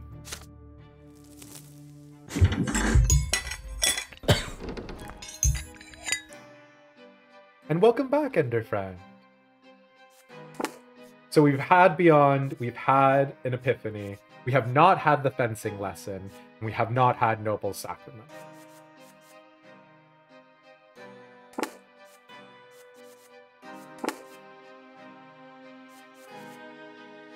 We squandered our unity with the family.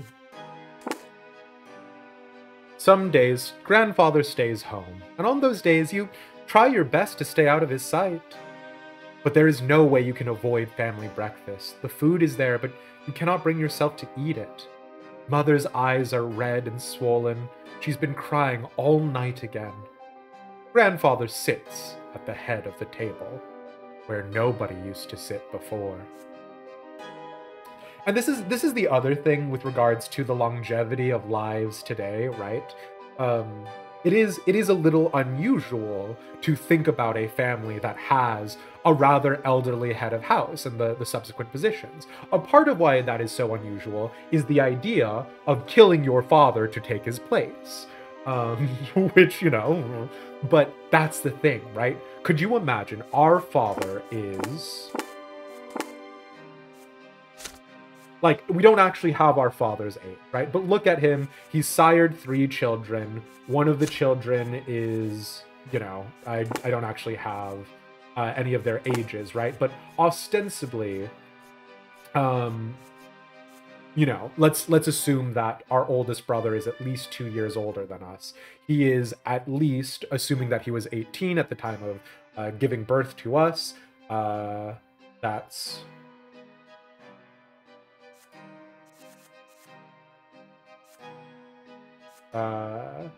you know, somewhere in the ballpark of 30 years old. Could you imagine being a 30-year-old man? Well,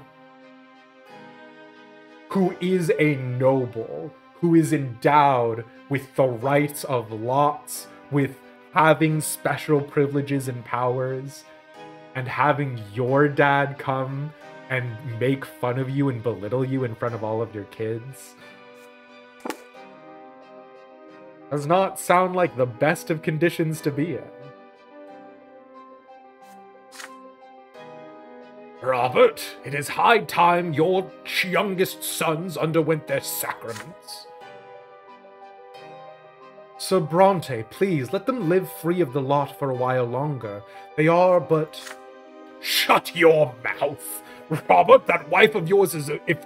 That wife of yours is important enough to interrupt me. If this ever happens again, she'll be eating her gruel with the servants in the kitchen where she belongs. It is time you considered a real marriage, Robert, one to a woman of the proper station.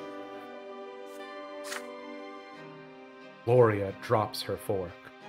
Grandfather shoots her a scathing look. A tear rolls down Mother's cheek. Father does not look away from his plate, his hands clenched into fists.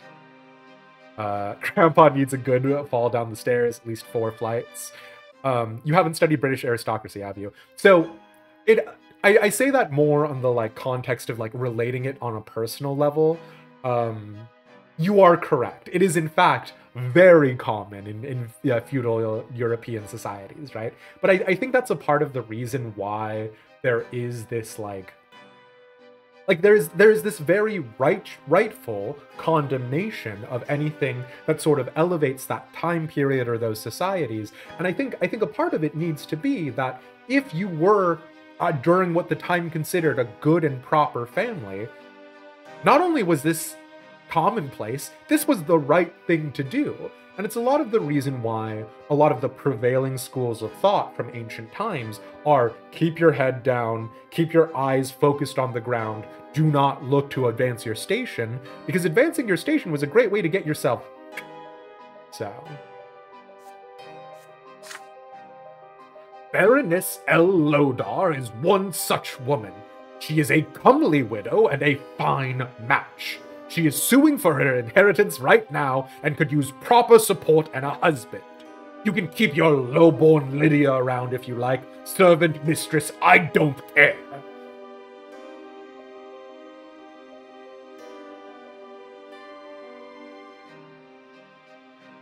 Is our dad truly not going to do anything about this?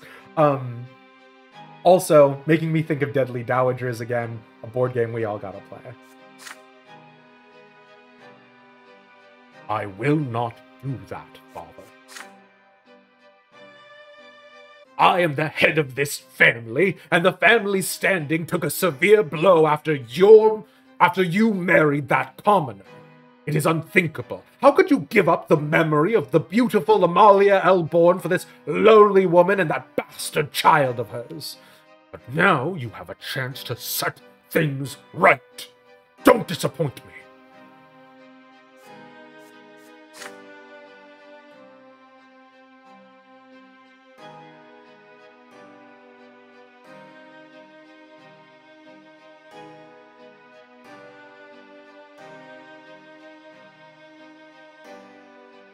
Well, it's time to kill our granddad.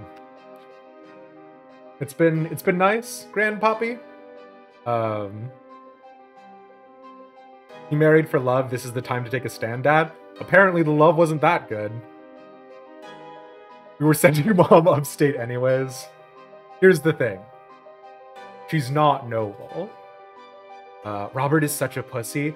we have unironically been suffering the consequences of our actions since we were basically born, and our dad has done nothing, which I think is a great representation of people who have that power and that expectation of noblesse oblige, right? Nobles are supposed to do the protecting. The noble's lot is the sword, and our father is a noble. He's ostensibly a perfect noble. And how much protecting is he doing? How real is noblesse oblige?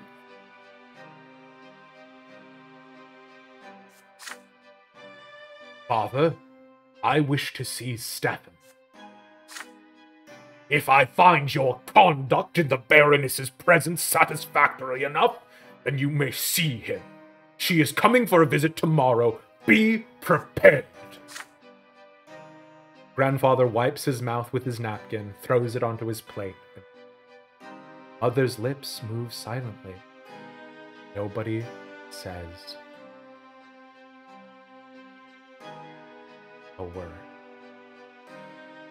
Then father stands up and orders you and the other children back to your rooms.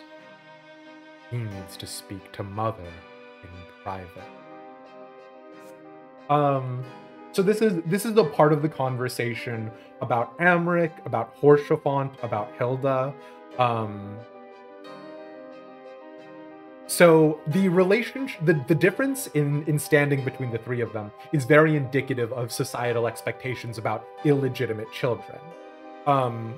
Hilda is obviously born between two nameless individuals, right? Ostensibly meaning that whoever was the noble was not high enough in noble society, right? So Hilda doesn't get any protections. Hilda is left to the, not the pillars is the high society, to Foundation, which is the commoners district, right?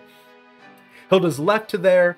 She is forced to fend to herself. She becomes kind of a stone cold badass and founds an unofficial city watch, Hilda's Hounds, which is not by any stretch of the imagination endorsed by the Holy See or the Congregation of Knights Most Heavenly, but is basically her doing vigilante justice to make sure that the common folk get protection.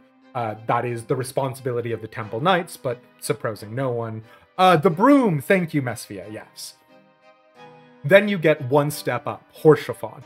Horschaphant is the illegitimate son of Count Edmond de Fortemps, right? And so, by virtue, one of the four most powerful noble families, right? And because of this, even though Horschaphant isn't allowed to adopt the Fortemps name, he is still given, first of all, the surname Greystone, which all bastards have, of course, but more importantly, he's given command of Camp Dragonhead. And that is a very big deal. Most of the ways that people ascend to knighthood throughout Ishgardian society is by killing dragons, by performing heroic deeds, that sort of thing. And so Horschaphant, by being given command of Camp Dragonhead, is uniquely suited to being able to move up in life. Not only is he already a knight, he is already being given that significant step up. He is still, however, put out to Camp Dragonhead, right? He is given the command of an entire station, but it's outside of the Holy See. It's outside of the eyes of all of a noble society, and more than that, it's in a place where Horschaphant could die. So either Horschaphant gets all the honors he needs, or the problem solves itself. And then finally, Amaric, right? The thing with Amaric that makes Amaric so incredibly good is that Amaric, by virtue of being the illegitimate son of Archbishop Thornton VII, his birth founds an entire noble house. Whoever the woman was that Archbishop Thornton has Amaric with doesn't matter. That's irrelevant. What matters is that Amaric is so important, his dad is so important, the relative powers that are influenced are there. House Borel is created with Amaric. An entire new noble line is made. And that's the level of How much play can you do? How much power do you have? What are you able to affect? And that is so mwah, mwah, delicious to me in this sort of question of hiding your shame, taking your shame, elevating it. By making Amaric a noble of his own right, obviously he can ascend to the position of Lord Commander. Obviously, Amaric is uniquely positioned and endowed with great, privileges. But everyone in the entire Holy See knows that Amaric is Archbishop Thornton VII's illegitimate bastard heir. And he'll never be able to escape that either. So it's an interesting relationship, especially when you're talking about inheritance, when you're talking about succession, when you're talking about lineage. I always find it fascinating because it's ultimately worthless. If a dragon flies over the walls of Ishgard and eats somebody, it doesn't matter who your dad was. It doesn't matter who your daughter was. But Ishgard, baby. That was a lot of words. Have some sip. I will have some sip. Thank you.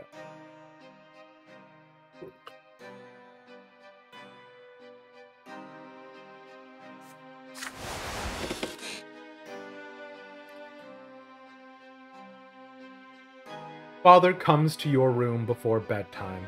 He sits on the edge of the bed and adjusts a crease on the woolen blanket.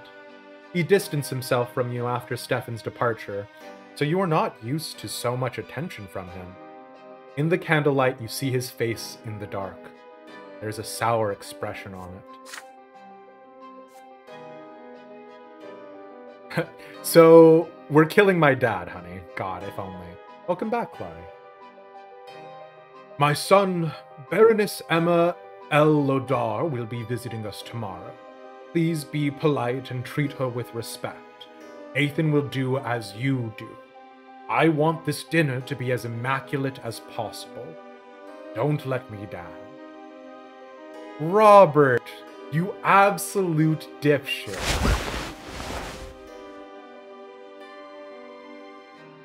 On the next day, Mother starts dressing you and Nathan for the coming dinner. You see red all around her eyes. She's been crying, and for a long time. It hurts just to look at her. Nathan starts whining quietly. It is also, to be fair with regards to higher members of noble society. The idea that people have mistresses and lovers and paramours and all of that is not unheard of. The problem is not having an illegitimate lover. The problem is having your illegitimate lover be publicly known. Because then, theoretically, that becomes a tool with which someone else can manipulate you, saying, oh, you must not be a godly man, you're having sex out of wedlock or whatever. Right? And so the point is not that nobles don't do it. The point is that if another noble knows who you've done it with, that's more power to maneuver around the play area. You and Nathan are dressed in new doublets, your tousled hair brushed into shape. Gloria is told to stay in her room. Father appears wearing his best suit. Mother is in a humble brown dress, looking pale. Grandfather has an uncharacteristically contented look about him. You hear the sound of wheels and hooves against the cobbles in the yard, then a pair of dainty heels come clacking.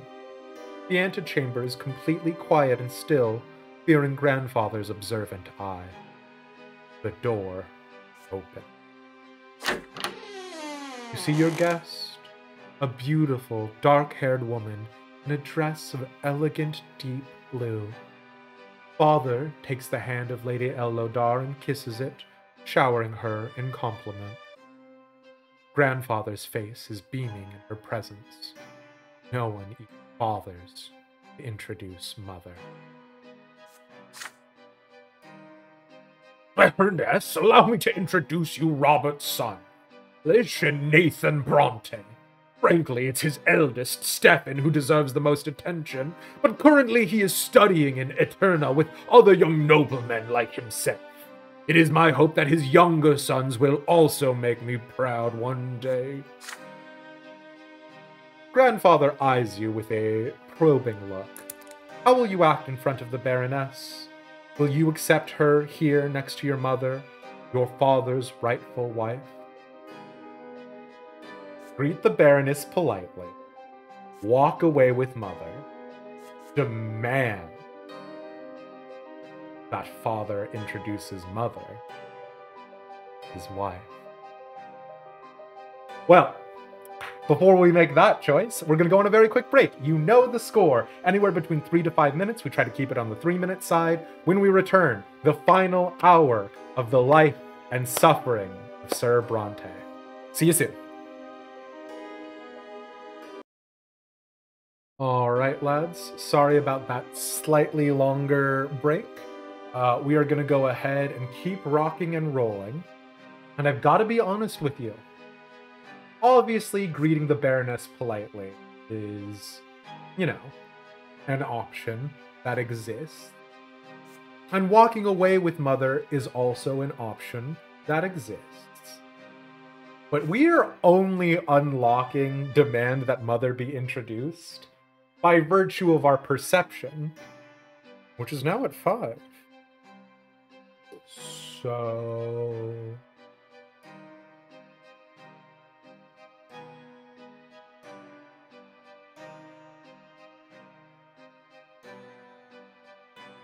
this is, I will say, this is explicitly a deviance from what adult Elish would do, depending upon the situation and the power dynamics, right? Like, Elish, like this entire situation is very contrived and very strange, but it has to be. It's noble society, which is filled with all sorts of weirdness. Oh, absolutely, Mesphia. Here's the thing. If we die a second time, all that we know about death so far is that they give us +1 determination and +1 perception. Even when we've been punished, we've been rewarded. Demand that mother be introduced.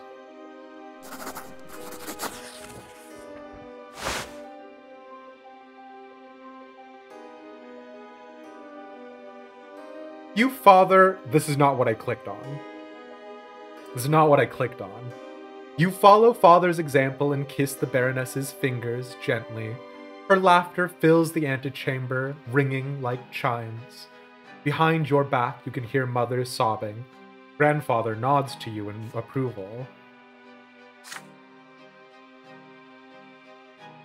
Out of the corner of your eye, you see mother quietly walking upstairs.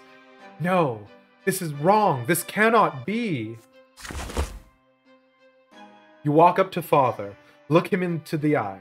Oh, okay. Look him into the eye and ask in a voice loud enough to be heard by everyone, why didn't he introduce mother to the guest?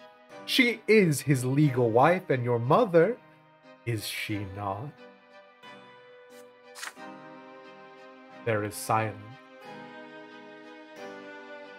Mother stops on the stairs and turns her head in surprise. Father is confused. Nathan starts whining again. Grandfather grinds his teeth, his hands tightly gripping the heavy walking stick. You keep father transfixed by your gaze. After a few moments that feels like an eternity, he winks at you, almost imperceptibly, then adjusts his doublet and turns to your noble guest. Our father is worthless. He is a 3-piece suit flapping in the wind. Baroness, allow me to introduce Lydia Brante, my wife and mother to my younger children. Lydia, would you be so kind as to join us for dinner? What are you saying, Robert? Father, it would be a disgrace to hold a family dinner without the lady of the house. Father marches up the stairs and offers his hand to mother. She accepts it and walks down with a shy smile on her face, for the first time in those many days. The Baroness presses her lips in contempt at the sight. After a long moment, Grandfather finally breaks the uneasy silence and leads everyone into the dining room. Mother sits at the furthest corner of the table, claiming that she needs to watch over Nathan. There is barely any small talk over dinner, apart from the Baroness and Grandfather discussing her widowhood and inheritance litigation. If our grandfather marries the Baroness, that's just win-win-win-win-win. I hope she poisons him. Father and Mother do not say a word throughout the meal, yet they no longer look as tense as the day before. There's not even a mention of any potential marriage. Also, hey, viewers at home, if you happen to be a 7 or 6-year-old child alive during either feudal or any period drama times in Europe, don't do this. Don't take it upon yourself to fix adults' shit. Dad should have done it himself. We're just the main character. You get it. As soon as the door closes behind the Baroness, you flee to your bedroom and lock the door. Grandfather's heavy footsteps can already be heard in the hallway. He is a force of anger, eager to get his hands on you. Whelp! You had the nerve to interfere in the adults' affairs. You ruined the dinner with the Baroness. Open the door this instant and face the punishment you deserve.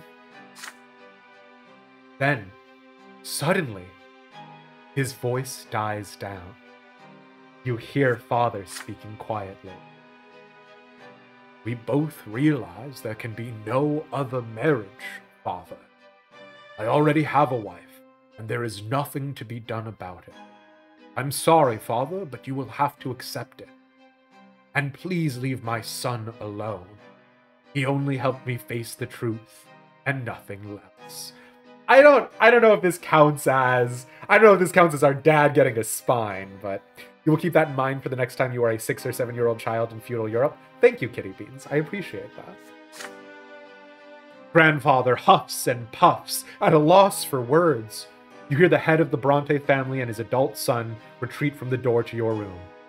It seems there will be no punishment today, after all. Get the almond cookies before your wife trips on the stairs.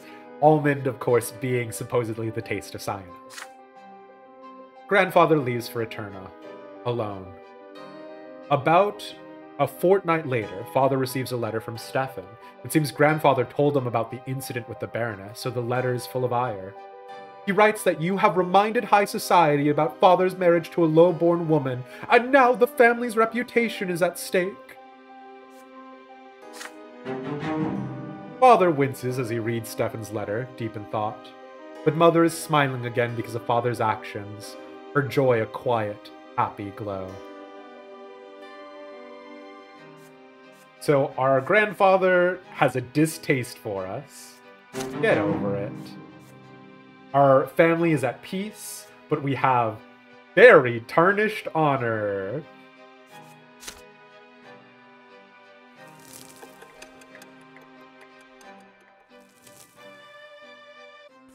This is our last event of our childhood. The kaleidoscope.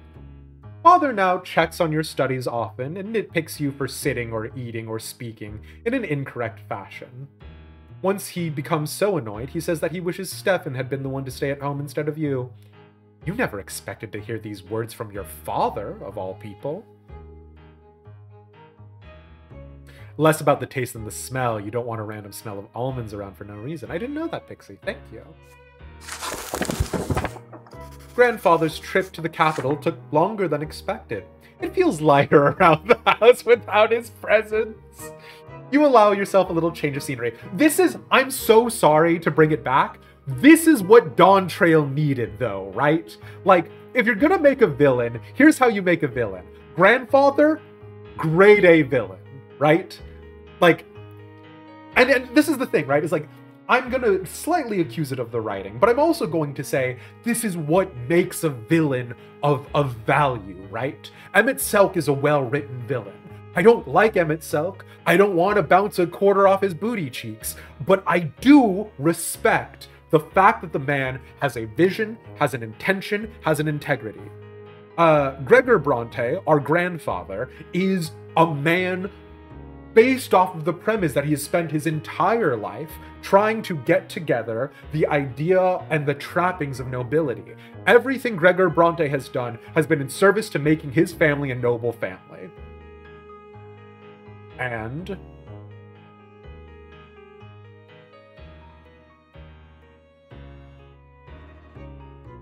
has he succeeded? So that's why Gregor is so angry. And that's all you need. That's everything. He beat a child to death over that ambition. That is how important the ambition is to him. Anyways, sorry, we move on. We move on. Growing ever closer to the demised state.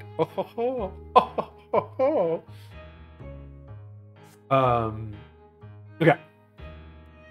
You allow yourself a little change of scenery. Instead of your room, you now busy yourself with reading and calculations in the sitting room across from the open door to the yard. Gloria has joined you today. She's already helped you progress through several complex passages in the book. Right now, she seems preoccupied with a strange tube. Aren't you hurt by the way grandfather treats you, you ask? Gloria just shrugs. Grandfather always says they should get rid of me. I'm used to it now. He hurts you a lot worse because you're closer to him. I just have to stay out of his way, that's it. She shows you the strange tube she's been holding all day. Look, it's a kaleidoscope. I got it as a gift. Want to see inside? Excited by the idea, you close the book and peer into the tiny hole on one end of the tube. Your eyes see a multitude of intricate patterns. Each turn of the tube reveals a new web of interwoven colors. They mesmerize you. The kaleidoscope turns the fire burning in the fireplace into a cavalry made of flames. You're riding at the front of the fiery horseman, ready to face the enemy. Grandfather's face emerges from the intersecting lines, and you swing the kaleidoscope like a sword, cutting it in half. Now you look at the blue sky through the window. The patterns are unending, secretive, and calm and peaceful, just like father's smile before grandfather's invasion. The deep blue gives way to a scattering of gold radiating gentle warmth, like mother's arms. This fleeting beauty too gives way to a hypnotic new pattern. Again and again you see your family in these interconnecting figures as they come together and break apart. And in the middle of the golden glow you see Gloria's green eyes, gazing at you observantly. Your sister left you long ago. The books are abandoned and time slips away unchecked. You're still busy peering into the kaleidoscope.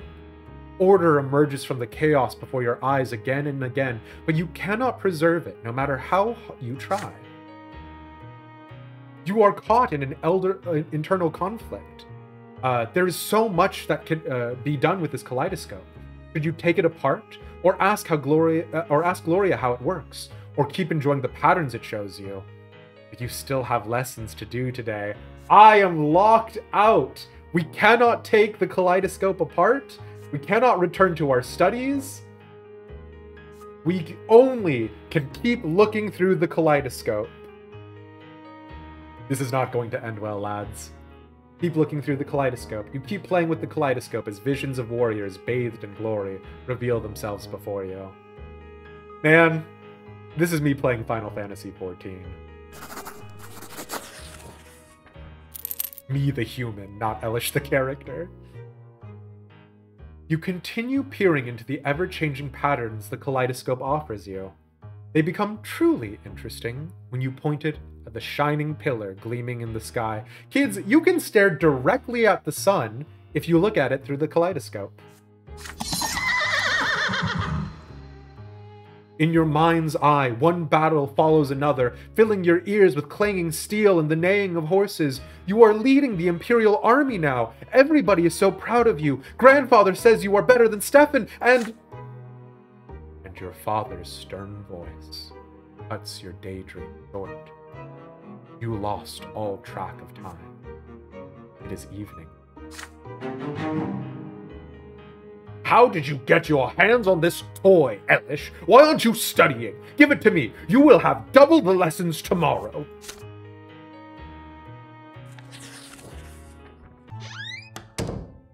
No! Sweet temptation.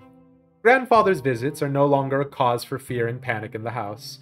He's become something you are used to, something nagging, yet not unordinary, like a splinter or a stain on your trousers. The tension still remains, however. Sir Gregor's disdain for everyone in the house is so palpable, it almost stings for real. We do have some willpower, yeah. We have 5 willpower, so we're ready for action. Your lessons with the tutor are done for today. You are walking down the stairs when you spot Gloria peeping into the sitting room through a slightly open door. You sneak up on your sister and tap her lightly on the shoulder. She's startled. Oh, it's you, Elish. Look, Sir Gregor's eating something. We're killing our grandfather. We're killing our grandfather. We're killing our grandfather.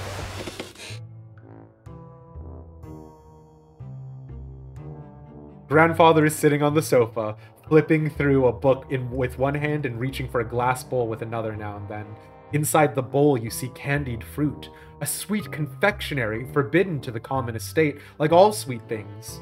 Yet grandfather's face shows no pleasure as he keeps consuming the high-born treats. The clock strikes 3. Grandfather rises from his seat, puts away the bowl on a shelf, and leaves for the yard. He always takes a walk in the city at this time. Gloria nudges you with her elbow and looks at the candy bowl when you look at her. The first emotion you feel is fear, but next comes curiosity, and it is stronger. Stefan used to boast that candied fruit tastes incredible, and now you have the perfect opportunity to try it. But this is what a kid would do, right? You try a candied fruit first.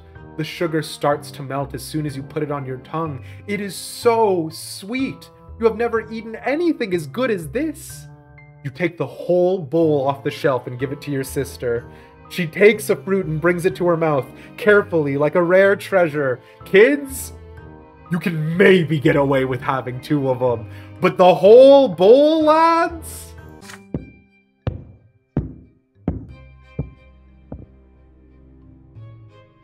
There is a thumping upstairs. Footsteps accompanied by the knocking of a walking stick. You have no idea why, but grandfather is back. You quickly hide behind the sofa and pull Gloria after you, but she is frozen in place with the bowl in her hands. The door opens. Grandfather's menacing figure advances on Gloria. His hand seizes her arm. You squalid, ungrateful... Oh, sorry. Excuse me.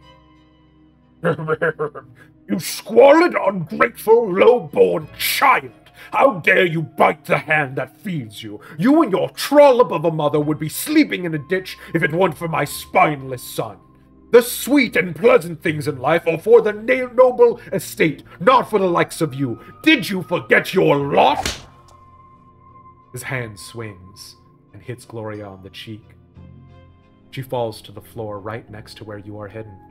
Her fingers glisten with the warm melted sugar that brought you here.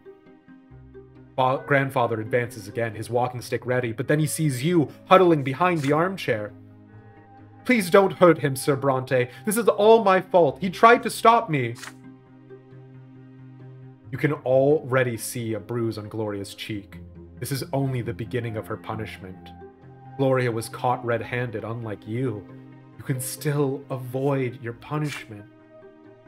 What is it then, milksop? Did you try the sugar too? Or were you trying to stop this piece of filth like she says? Mock grandfather along with your sister. Gloria is not grateful to us, so we cannot do this. We can lie. You convince grandfather that you were trying to stop Gloria.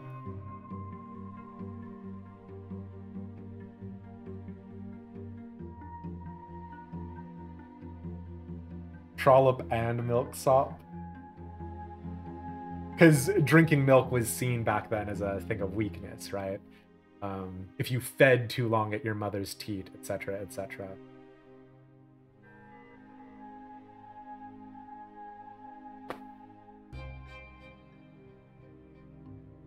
Here's the thing about Elish. Here's the thing about writing Elish, and the thing that I don't get to talk to a lot of people about very often because of how rarely I write.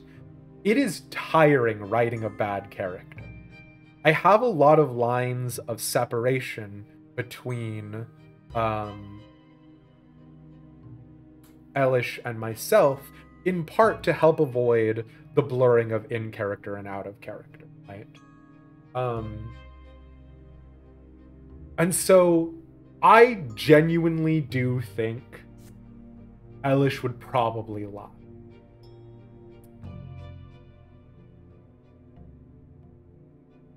Especially because it's the commoner's lot to suffer. I can't do. Gloria has been too good to us. It's not going to save our sister. She is not going to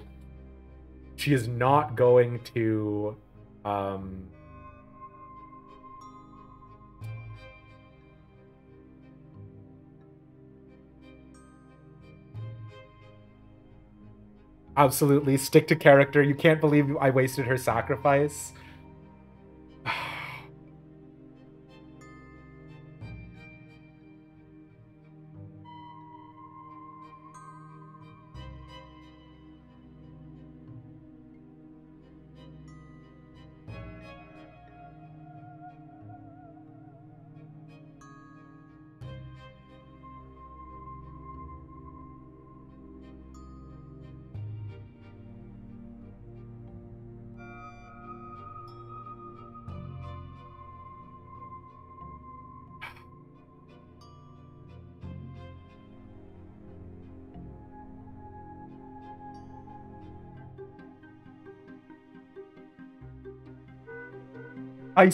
What sucks is, in the default game, it will tell you what you get.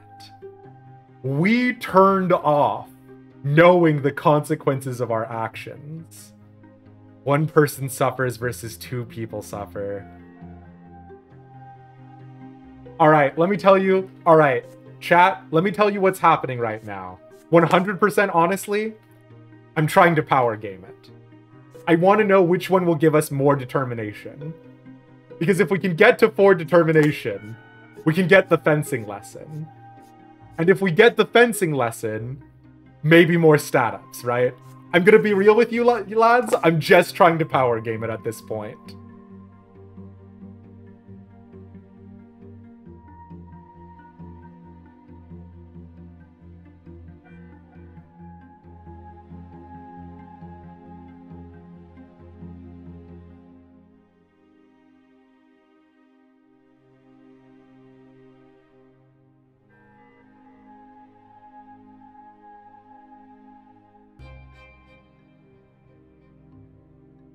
I don't know which one would give the determination, though.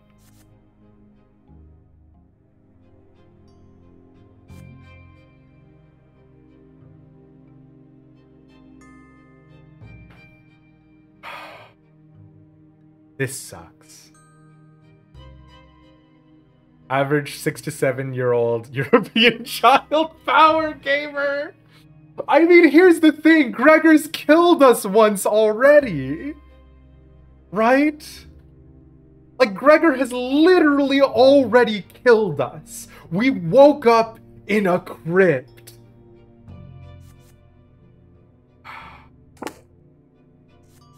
Sweet Gloria.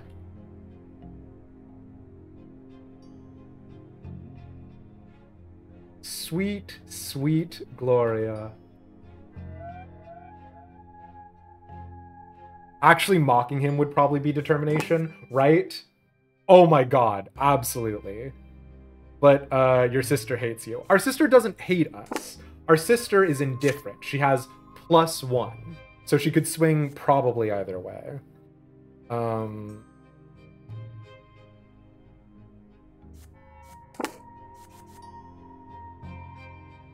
I feel like tell the truth is determination.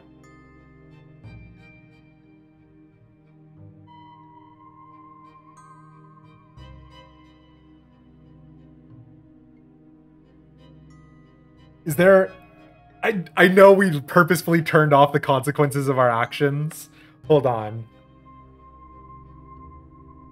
No, pick! I'm not allowed to look it up! No cheating! Fuck. this sucks. I think it said you can turn it back on anytime.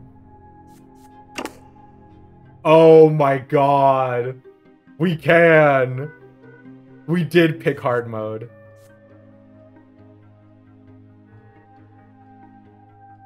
You looked it up, you know, but just pick. Live with your choices. You gotta tell the truth. I cannot live with myself. I have an actual older sister in the real world. I can't do this to Gloria. We picked this to play Elish.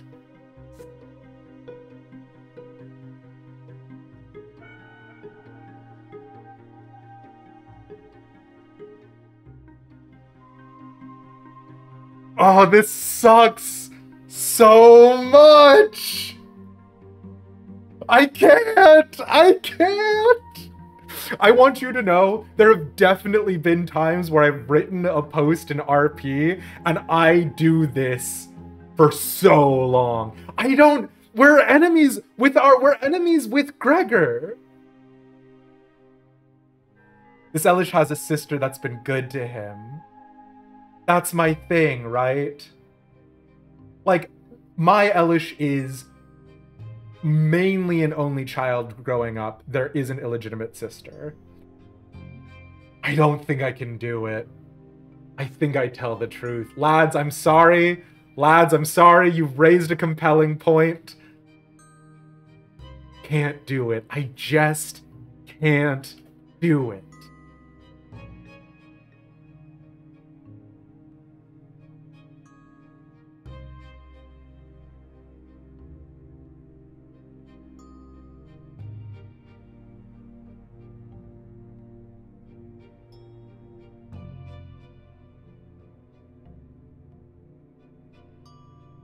This sucks. This sucks. This sucks. This sucks. This sucks.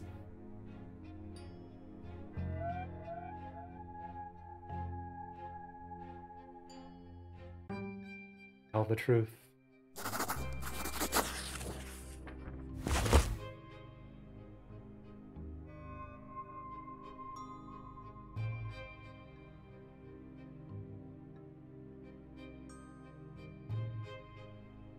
You stand up and tell the truth, even though it takes you an effort to do it. You actually ate a candied fruit, but Gloria only touched it. You hope this will help your sister avoid punishment. You are quickly proven wrong. Grandfather's face is red with rage. He strikes you both with his walking stick, blow for blow. He keeps hitting you until he grows tired, and then he leaves you where you are. Soon enough, Mother comes in to find the two of you on the floor, too afraid to move. She shakes her head in disappointment.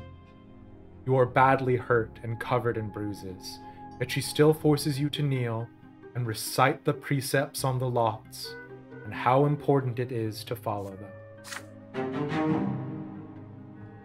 No! It gives us relationship with our grandfather? Fuck you, old man!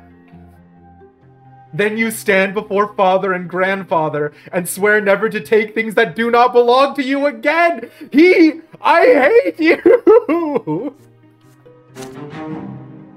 It gives us perception?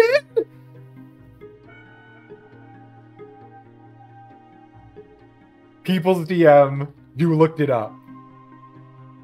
Did lying give us determination? It was the mocking. Okay. So there was no way for us to get the determination. Okay.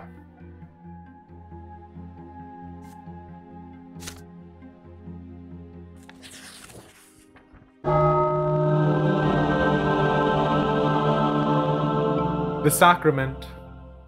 Father and Mother have been focused on Nathan and you since early morning. Lying just made Gloria hate you? That's so funny. Father and Mother have been focused on Nathan and you since early morning. Instead of breakfast, you are told to say your prayers, wash your hands and faces, and get dressed in plain white shirts. Today is the day of your sacrament.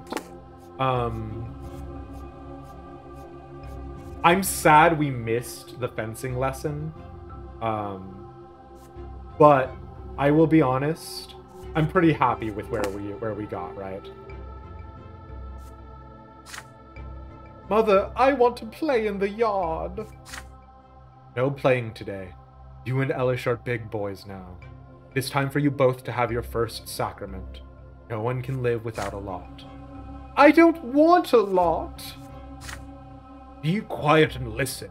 You were born commoners, so you must accept a low-born lot before the twins. When you grow up, you will have a chance to earn a noble lot.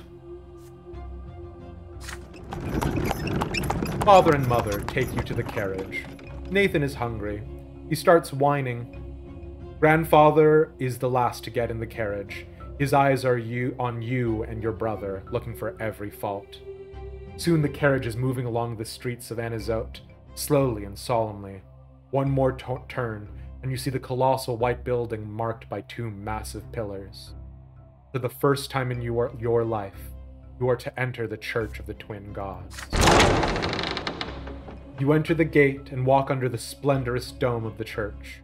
The church hall is divided into two halves. They're drastically different from one another. The floor on one side is rough and jagged and covered in dried brown spots, while the floor on the other is made of smooth marble. The commoners kneel on the jagged floor, and the well-dressed nobles and their families sit on pews. Father and grandfather leave you to sit on one of the noble pews. Mother walks to the rough stone of the commoner's side and gets down on her knees. You see her wince in pain, for the low-born estate shall suffer in the house of the faith. The church acolytes surround you and lead you to the altar, where you and other children will take your sacrament this day. Before you stands a tall priest dressed in black, with a sword in one hand and a hefty whip in the other. Nathan's whining grows louder. He dislikes this place. He is scared, but you remain quiet, but your stomach roils in uneasy anticipation. The first child to take the sacrament is a jaunty little boy from a family of nobles. The priest extends the sword before him, and it recites the words of his lot. From this day forth he will fight and rule and pursue the arts, his mind now forever free from the throes of suffering, for he now belongs to the noble lot. The boy proudly touches the flat of the blade with his lips. Nathan is next to receive the sacrament. He suddenly snaps out of his fearful trance and tries to break free, but the acolyte pulls him towards the altar and throws him on the jagged floor of the low-born side. The sharp edges bite into Nathan's knees as he lands, spraying drops of blood around him. I don't wanna! Elish, why do they want to whip me? What did I do? You try to break free and run to Nathan's side. You want to give him courage and protect him, but the acolyte's grip on you is too firm. You feel utterly helpless. Your little brother has to face the world all by himself. And the priest starts reciting the words of the lot as he swings the lash over Nathan's shoulders. From this day forth, Nathan, thou shalt endure and work and suffer. Thou shalt be ardent in thy labor and humble in obedience to thy ruler. And now cometh thy first true suffering, which thou must accept with gratitude. The lash cracks. It strikes his right shoulder. It strikes his left shoulder. The blows are so powerful that Nathan falls to the floor. The priest tells him to rise. He has received his lot. Nathan gets on his feet and drags himself towards Mother, his knees torn and bloodied, his spirit broken. It is your turn. Your feet will not move. You can barely muster enough strength to walk to the altar. You get down on your knees and feel the sharp stones below, so sharp your clothing cannot protect you. Your skin begins to burn. The acolyte forces your head down, and you feel the lash being drawn above you, ready to strike. I think it is just done as a sort of coming-of-age ceremony, Mesphia, and I think the reason why Nathan is forced into it is because our grandfather disdains both of us. Both Nathan and us are being forced to do it at the same time, despite the fact that Nathan is younger than us by about 4 years.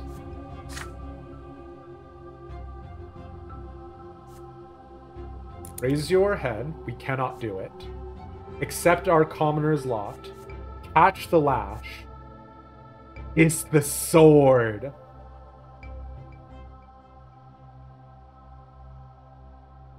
The priest's words are for you now. This is thy sacrament. Thou shalt work and endure and suffer. Thou art about to receive thy first true suffering by the sacred lash. Dost thou accept thy lot?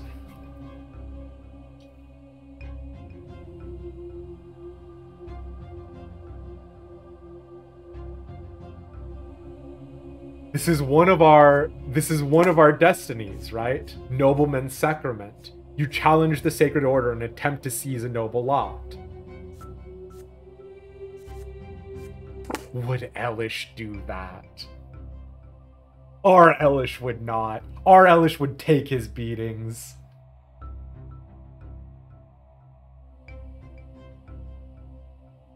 Our Elish wouldn't. He would just take his lumps. He would just take his lumps because he's a good little church boy. But I want to play a video game. First true suffering, you're ours. We've been beaten twice, once to death. Yeah, very true. Say it.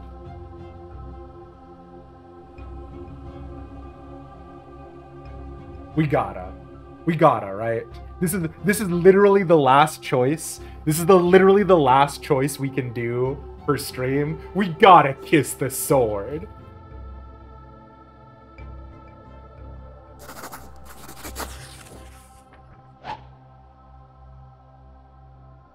The whip slices through the air, about to strike, but your eyes are transfixed by the blade the priest holds in his other hand.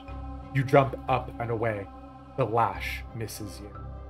You grab the blade with your hands. It cuts into them without mercy. The priest wrenches it away from your bloodied fingers. You look him straight in the eye. I am Elish of House Brante. The priest freezes in shock.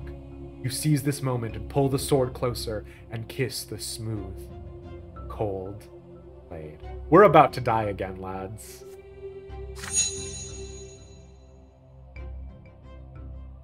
You hear cries of outrage amongst the churchgoers. Mother prostrates herself on the jagged floor, racked with fear. Fathers remain still, baffled by what you have just done.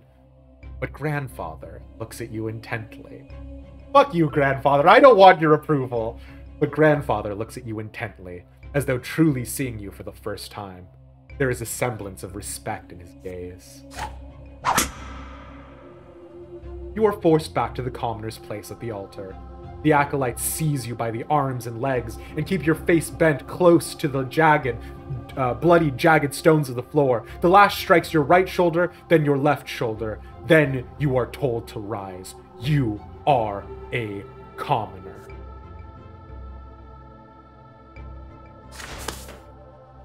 Mother takes your hand and leads you out the church. Once you are outside, she scolds you for bringing insubordinate and bringing shame on your family. Nathan holds your hand as you walk, his tearful face a mixture of confusion and awe as he looks into your eyes. But you do not feel as though you have made a mistake. You did what was right for you.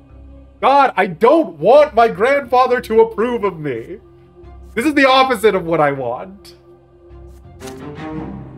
Oh, our determination goes up to 4. Perception goes down. We're back to inquisitive. We are exhausted. We have no willpower. The sacrament. Year 1125. You have taken your first sacrament and received the commoner's lot. Do we still get...